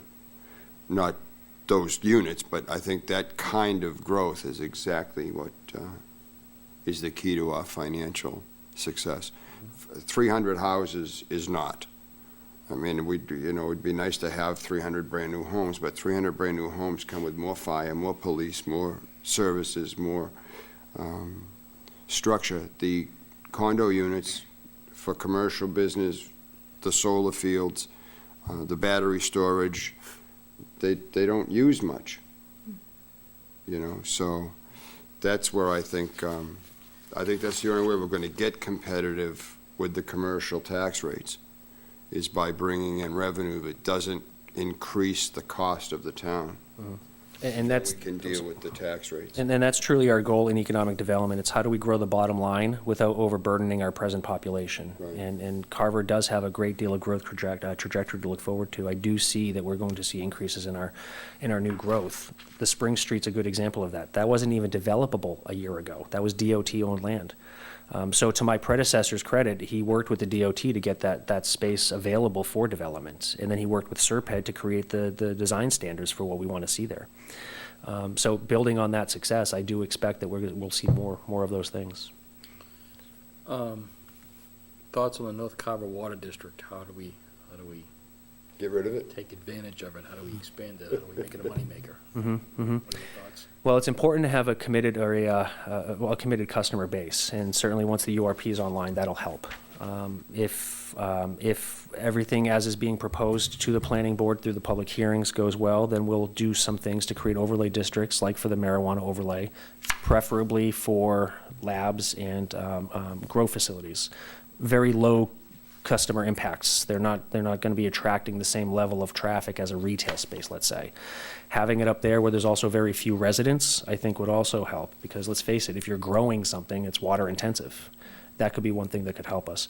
Similarly, I don't want to speak out of turn because the chairman of the North Carver Water District, Kevin Tracy, has a great understanding of what he wants to do with his board. And as executive director with the North Carver Water District, I can say that I think it would behoove us to work on finding additional wells. I mean, we have 3 wells. 2 of them are underperforming. One doesn't perform at all, as I'm recalling. Michael, is that right? Yeah. And so there might be some additional opportunities up in North Carver so that they can gain access to additional water supplies as well. What has been the impact on Carver with the proposed rate changes from Middleborough water coming in? Is that gonna affect Carver or just the people that take the water? No impact on us, just people take the water. Why don't we have more wells? We only have the well on the Cole property, is that correct? Oh, we have 2 wells on the old coal property, but, I mean, a well costs you $300,000, $400,000, $500,000. And so right now, money just doesn't exist for that. And when you look at, we're the highest ratepayers, in the Commonwealth, pretty much with our system we have right now. And there's a lot of poor management that was done years ago by the consultant. Betterments have been waived, and we're struggling to deal with that, and that's why we have to subsidize it every year by $250,000. $250,000, yeah. I think what we're looking to do is that, when the Route 44 development comes online, is that, there's gonna have to be some structural upgrades potentially at that point, and, we'll work with the developer to have them provide mitigation and help move that forward. And they may be able to do it cheaper and faster than we can as a public body versus them doing it as a private body as mitigation. Just question, I'm driving around, I know 2 houses that are not occupied, kind of run down, and I'm wondering, as a contractor, I think of, this may be a nice house to pick up and buy, but is there, putting them back on the rolls? I know there's liens on a couple of them. I've talked to a couple of the owners, and just wondering if there's some sort of thought about, how to rehab those without, something that the town could do without getting into the real estate business, but I don't have the money to buy them, but, Some of the complications that we encounter are property rights. I mean, it's just simple as that. Some folks either die intestate or the estate hasn't yet resolved, who the heir is of the, I mean, we even have a developer in the middle of a development has passed. And so we have 2 homes that are constructed and 4 lots that are under construction. So we're working with the, in that instance, we're working with the legal rep so that we can put them in touch with a developer who looks for these types of turnkey developments. These are the things that sometimes contribute to blight or a nuisance in our community. And we don't have a very strong or robust blight or nuisance bylaw. There's very little that we can do from a code enforcement perspective as well. Working with Bob Francis, he's able to go out there and see, is it boarded and secured? And sometimes a no trespassing notice is really adequate. So I think the biggest impediment we have, sir, is the property rights of the owner or the decedent that we have to overcome. is there, like I say, I've spoken to a couple, there's one in Pope's Point, nice location, pretty run down, but I forget the name of it. Become a nice dumping spot, too. Mm-hmm. Yes, illegal dumping is a concern. Well, it's just, the house almost looks like a tear down, but it's a challenge to rehab it, but the owner, I guess, didn't want to let it go, so is that something that's just, and I don't know, is that, like, if I was interested in it, go talk to him and say if I had the money to do it, or is there something that the town could do to, I know one of them I looked at where the old fire engine is down in Meadow Street, and there's I guess a big lien on it, this family dispute and stuff. Yeah, Something that isn't could that sweeten Hydro the pot to property? make them more willing to give the, property over to the town, and there's enough contractors in town that could, maybe rehab it, make a few bucks and get it back on the rolls or something. I don't know, it's just, If it's in a family feud, that's where it's gonna stay till it gets resolved. All right. Yeah, I know you you want- deal with tax title issues, and unless it's resolved by the family or the taxes are there, then we will eventually take property for tax title. Or we'll take the lien and we'll sell the lien off. yeah. But that's something that we're currently working through right now with the treasurer on a few other properties. But some of these that are in a family feud, they'll pay just a little bit here and there. They'll work out a payment plan, so it never fully ripens, so that the town can go forward and do it. Is there, But the town of Carver, I mean, we don't have money to subsidize or provide incentives for developers doing it. We let market conditions take over for that. So eventually, the family's either gonna solve the problem, or it is gonna be taken by tax title. I mean, that is the solution that comes into play. the other question I had is, I love Carver because of the rural quality, and I wonder about the number of solar fields, is there a maximum number so that it doesn't, I mean, I know there's income coming from it, but I'd much rather see a cranberry bog than a solar field, but I know, so I'm just, No, sure, and I think this would be one of those things that it would be more visually impactful if I had my chart or my map of the town that showed each of the solar arrays that received a building permit in the last 3 years. And I think you'd be surprised to see that most of the solar that we have in town is actually, I mean, almost all of the solar we had in town is rooftop stuff or backyard stuff. The ground-mounted solar photovoltaic installations that we all know and love, there's only 10 of them. There's really only 10, and they're for the most part, but for 2 of them, the others are fully screened as is required by the bylaw, and the planning board makes sure of that. But to get to the crux of your question, is there an oversaturation rate? We have so much land in this town that's undeveloped and undevelopable otherwise that we're not near our capacity by any stretch. What we're talking about now, which I think sometimes gets confused with the traditional ground-mounted, is the smart incentive or the dual use, where the grower wants to come in and put a solar array on top of an active bog. That's a relatively new phenomenon that the state has all but blessed and endorsed, and DEP, Agriculture, DOER, they all got together to come up with these new guidelines for what they want to see when they do these agrivolution, they call them. But the fact of the matter is, Bill, I'll be glad to get you the map, and I think you'd be stunned to see how much space has been untouched by this industry. It's not a regulatory thing that we can control, it's a market demand. yeah. Yep. And I'll say this too, I mentioned earlier it's a $13 million industry. We don't offer incentives for these developments. They could theoretically, I mean, 5 acres is 5 acres to these folks. They could just as easily go to Plimpton. They could just as easily go anywhere. I mean, they really could. There's nothing that incentivizes them to come here except that they already have a good working relationship with us. And again, when you look at the map, what you'll see is that this community already invested in solar. Government did not sponsor many of those projects. All we did was permit them. These are privately negotiated land deals between the owner and the operator. What's more, as a cautionary tale too, unlike, say, Yankee or Pilgrim Power Plant, these aren't going to be brownfields at the end of the day.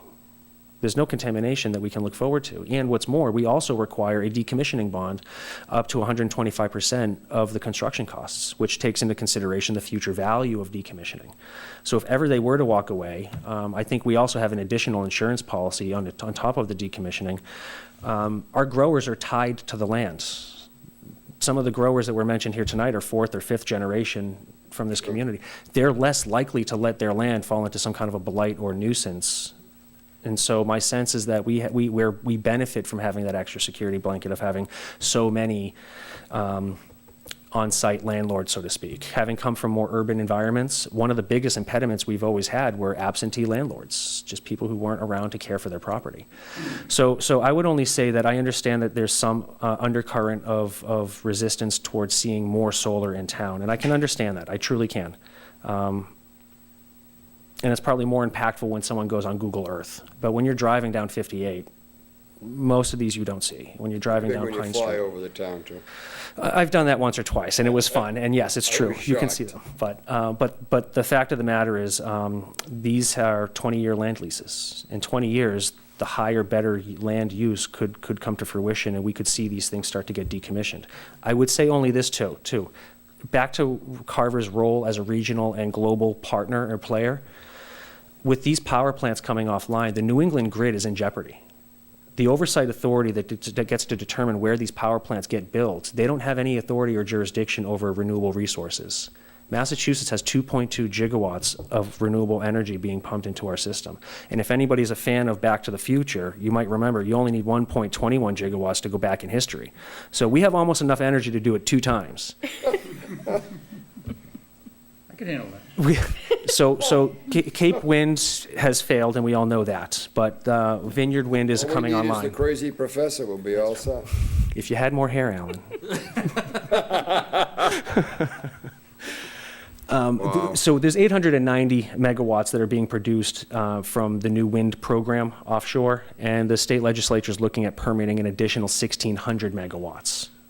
So we have much more coming online, and the state, part of the smart incentives is to incentivize 600 more megawatts of solar. And that barely meets our growing demand. So when we talk about where we're siting these things, and the battery storage also, where it's being sited, that's actually, believe it or not, helping New England. That electricity is able to be stored now and then dumped on the grid during peak hours. So it's a further cost savings to us too. So at 4:30 this time of year, when we all go home and flip our lights on, that creates a peak demand. Well, in a year or so, when these things are operating and able to store some of the electricity that they're generating during the day, that should theoretically cure some of what they call the duck curve or the peak demand. Carver's in an instrumental role to not only serve New England, but in some small way, even some global industries. How long do the panels, the life expectancy, and then what happens at the end of that? I mean, but I understand there's like a 20-year life expectancy for the photovoltaics. Yeah, it's a bit longer even, but most of the land leases are 20 years. And as they fail or they have to be replaced, they put in new panels that will have higher performing or higher output or nameplate capacity. As I understand it right now, these things are the glass, the metal, the internal work. I mean, it's all highly coveted and easily recyclable. Right. Did I read somewhere about asphalt driveways, parking lots being solar? You have to talk to your buddy Al about that. Like they make roof shingles that have got the photovoltaics on. Oh, sure, yeah, I even heard something about, like these huge parking lots. And just curious. There's no shortage of how you can harness the power of the sun. There's some really good examples even in some high rises where the windows are actually inlaid with some of the filaments that generate electricity. Ladies? I'm good. Mr. Carter? I got one last question. One was, you talked about how, use the example of restaurants, trying to build the infrastructure, how costly that would be. Let's use the current assets that we have right now, going forward. So with that in mind, what are you focusing on from a standpoint of bringing in revenue with the assets that we currently have? So when we consider two of our anchor institutions, I refer to them anchor institutions. We don't have the hospitals or the universities that some of these other places have, but we do have Edaville certainly. That attracts tourism, and we have King Richard's Fair. There was a time when I first started, I was driving down from Salem, and I was commuting periodically, and driving through Boston, heading south, was a King Richard's Fair billboard. Mm-hmm. Driving north was an Edaville billboard. In Boston, right on 93. Prominently displayed Carver. Those are folks that have co-branded with us. And if you go to the Boston phone book, for example, and you open B, you'll see Boston everything, Boston pubs, Boston plumbers. Do the same thing in Hartford, you won't find very many. So one of the things I'd like to do too is, of course, have our businesses partner with us. When they advertise their own business, make sure they throw Carver in there. But maybe also, if anyone saw the Super Bowl commercial that was an HBO Game of Thrones and a Bud Light commercial, that's one of those things that we can actually I've had some success in the past using some of our private partners to leverage who we are and what we want to do. Conservation tourism is one of the things I want to kind of capitalize on. There was some discussion a moment ago about some of the tax title properties.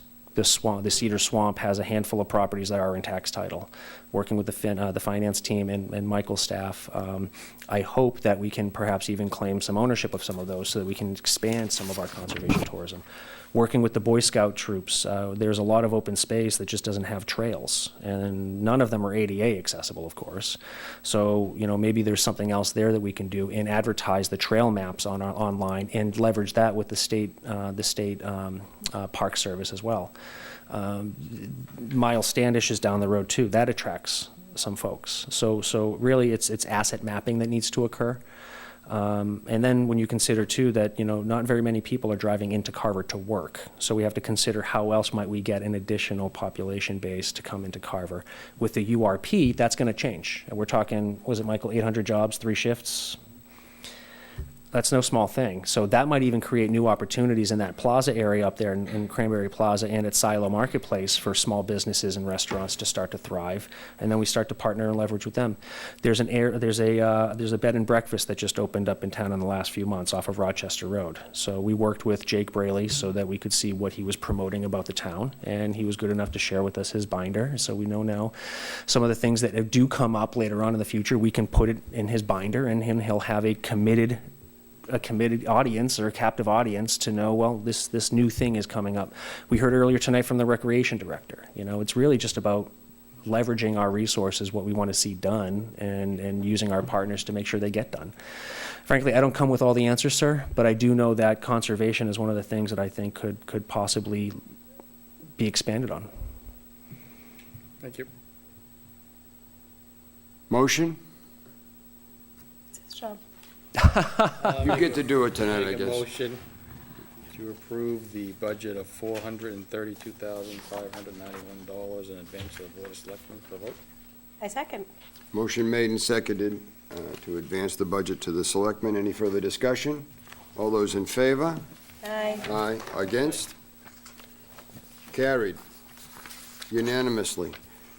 Stephen, thank you so much. It was Thank you, folks. as expected. It was a pleasure. Back to the future one.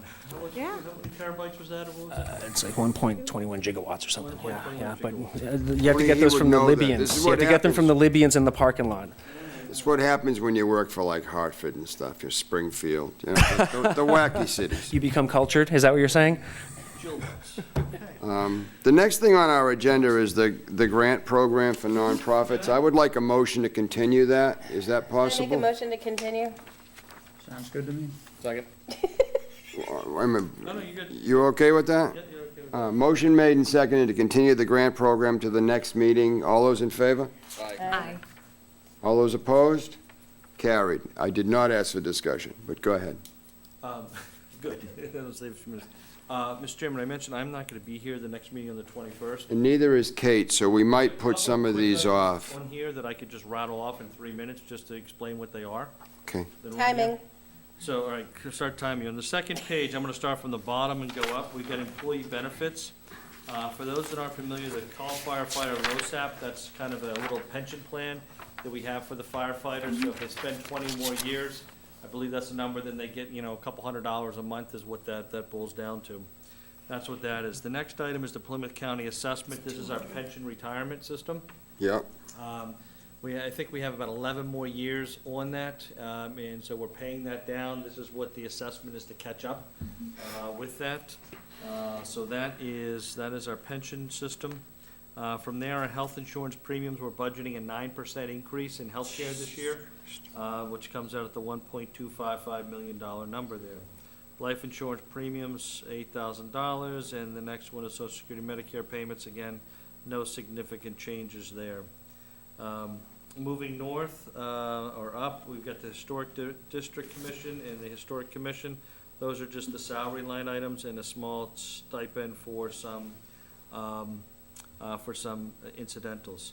The Veterans Agent, what you're going to see from the 2019 original budget, we used to have Ken Morrison, who I think worked about 28 hours a week at a different pace there. We've now gone down to a 19-hour employee. And with that, we got rid of his health care because we're at 19 and under for that piece that's there. You're going to hear that at the next meeting because our new veterans agent is in surgery, getting some knees done, but he should be back for your meeting on the 21st. Top of the page, the Public Works. You'll hear from John and Dave on that. I think you've already heard from them in the past. The Public Safety, the $3.7 million, you guys had approved that. Moving up, the total general government of the $2.6 million. Capital outlay, again, just salaries that's tied into that. Data processing, about two-thirds of the way down on the page. That's $77,000. That's what we partner with the school for our town-wide IT department. So that's what we have budgeted to go into that this year. Our legal expenses, $110,000. We did bump that down $10,000 this year, just based upon what our trend was in the years past. Legal, sometimes you go up, sometimes you go down, but we've got a lot of union contracts we're dealing with this year. That's why we didn't bump it down lower compared to what we actually spent in 2018. Finance Committee, you've got your numbers that are there. Then we get into miscellaneous townwide, basically utility cost. Bottom line, the 420 is very similar to what we had budgeted in 2019. We've changed around some of the categories based upon what the usage is, but the overall budget doesn't change, so we've kind of had the subcategories be more reflective of what the actual amount was. So we have that there. Moving up to Selectman Town Administrator, slight increase, about $9,000 compared to what was spent in 2019. Now, in that number, that also includes all of the 2% COLA increases going townwide, and also our salary adjust line item. And that's kind of what you see different between 2018 and the 2019 that was approved last year. Plus, we also, in that time frame from 18 to 19, we also added a procurement person in our office too, which changed those numbers. But again, that was from 18 to 19. Our 2020 is very similar to our 2019. Am I close to my 3 minutes? I think you're done. Okay. That's all right. I have a bunch of questions. That wasn't part of my 3 minutes. There's no doubt. No, just a quick one on the book. Do we still have the procurement person? Yes. That's the only question? Well, I don't have time to look at all this stuff. I'm sure there'll be more once I wake up. Well, it seems like there's a big jump from the town selectmen from 18 to the 19 budget. Sure. So again, specifically what that was is, we added in, so 90,000 of it. So what happens is when we present a 2% COLA, that $45,000, I think is what the number is lumped into our budget, and then it gets spread out. So what happens is that it's artificially inflating the number. I gotcha. So we don't put it into everybody's budget until it's approved. So that's a number, and then the procurement person was the other big change that happened in there, from 18 to 19. And also, the other piece too is But you that- said there was a vacancy factor in there too? Or no? Not a vacancy factor. Okay. But there were some line items that were budgeted in healthcare, in pension, and in mileage. Yeah, car allowance and stuff, you roll back up into That you roll salaries, back in there, which Remember then, that? which Okay. inflated that number, but took it out of the other category, but gave it a true number. for transparency. Right, like, I'm gonna obviously go to town administrative. They took out your car allowance and took out contractual obligations and some of the, and put the number back into yours as the whole ball of wax. So someone looking at the TA's number here sees that's the total cost of the town for the town administrator. My predecessor had a contract that had numbers buried in different line items. Yeah. And it wasn't transparent because why should it be paid out of the pension account? Why should it be paid out of healthcare account? Why should it be paid out of mileage account? We pull all those and just put it into the numbers to make it transparent. But we did talk about, at town meeting, someone going from, looking at the line item for town administrator saying, it's just- here's this huge jump. If we've got other numbers buried in other lines here, it might make more sense to make it an apples to apples comparison. Yeah, like reinstate the statements kind Yeah, of just thing. kind of reclass it, so if you got pensions someplace else, put in the town administrator line item for 18 and 19 original, so it lines up with the 2020 budget versus having this big, the big increase, Yeah, I'll have Meg try to figure that out. just to make Because I it think more. if you look Make at more it, sense. if you go to page 3, Only because people will flip out over the big They number. will, They yeah, won't, because because it they won't stands look out. beyond that, which is typical. go to page 3, the increase from 19, what you see is the car allowance and the contractual allowance of the 9,000 to 31,000. And there's 49 right there. Right. That rolls right up into the change of the 49, and I'm probably off by something. But I mean, that's the type of stuff that you would see as to how you go back to it from that perspective. It makes perfect sense, because I asked the same question when I first saw this. Yeah. Yeah. And then- It's up to you. It does. We'll have Meg try to make a better presentation of that, just in case the question asked.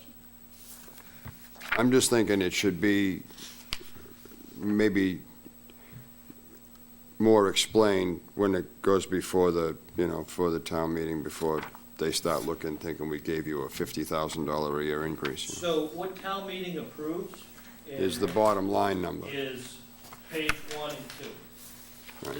This is the detail the town meeting has when they approve it, because that's what's put in the thing. And in essence, that's just for information purposes. What town meeting's actually approving is the general government number, 2.6 million, public safety at 3.7, public works at 1.3, health and human at 377, and culture at Right. 77. And all those 6 line items is what actually is in the warrant to get approved. The rest is all background that you get into layer 1, layer 2, and how many layers you want to go down to figure that out. Okay. Can we siphon off some of that solar power for the electric bill here? And pay for that? We do have some power purchase agreements that we get, some net revenue that comes in through our, recurring account to offset some of that stuff. So we do. The stuff that's produced by the solar field, I mean, that, yeah. That's another reason that we're looking into the stretch code. Bottom line, if there's grant money and it's a good deal for the town and we can get it passed, and I'm not sure that it will yet, but if that goes through, then, and they can fund some grant money to do LED lighting in municipal buildings, the school's already all LED, but the streetlights and so forth, that will directly reduce our monthly cost on a light bill, because none of these streetlights are on for free. So, Believe it or not, these lights in here are $80. oh, I believe sure that. they are. They take forever to come up, so you know that there's, you know, and they're, You can hear them. yeah. These were the latest and greatest at the time. Now, everything's LED, that's, you know, and these should be changed, and the cost to change these out is gonna be expensive.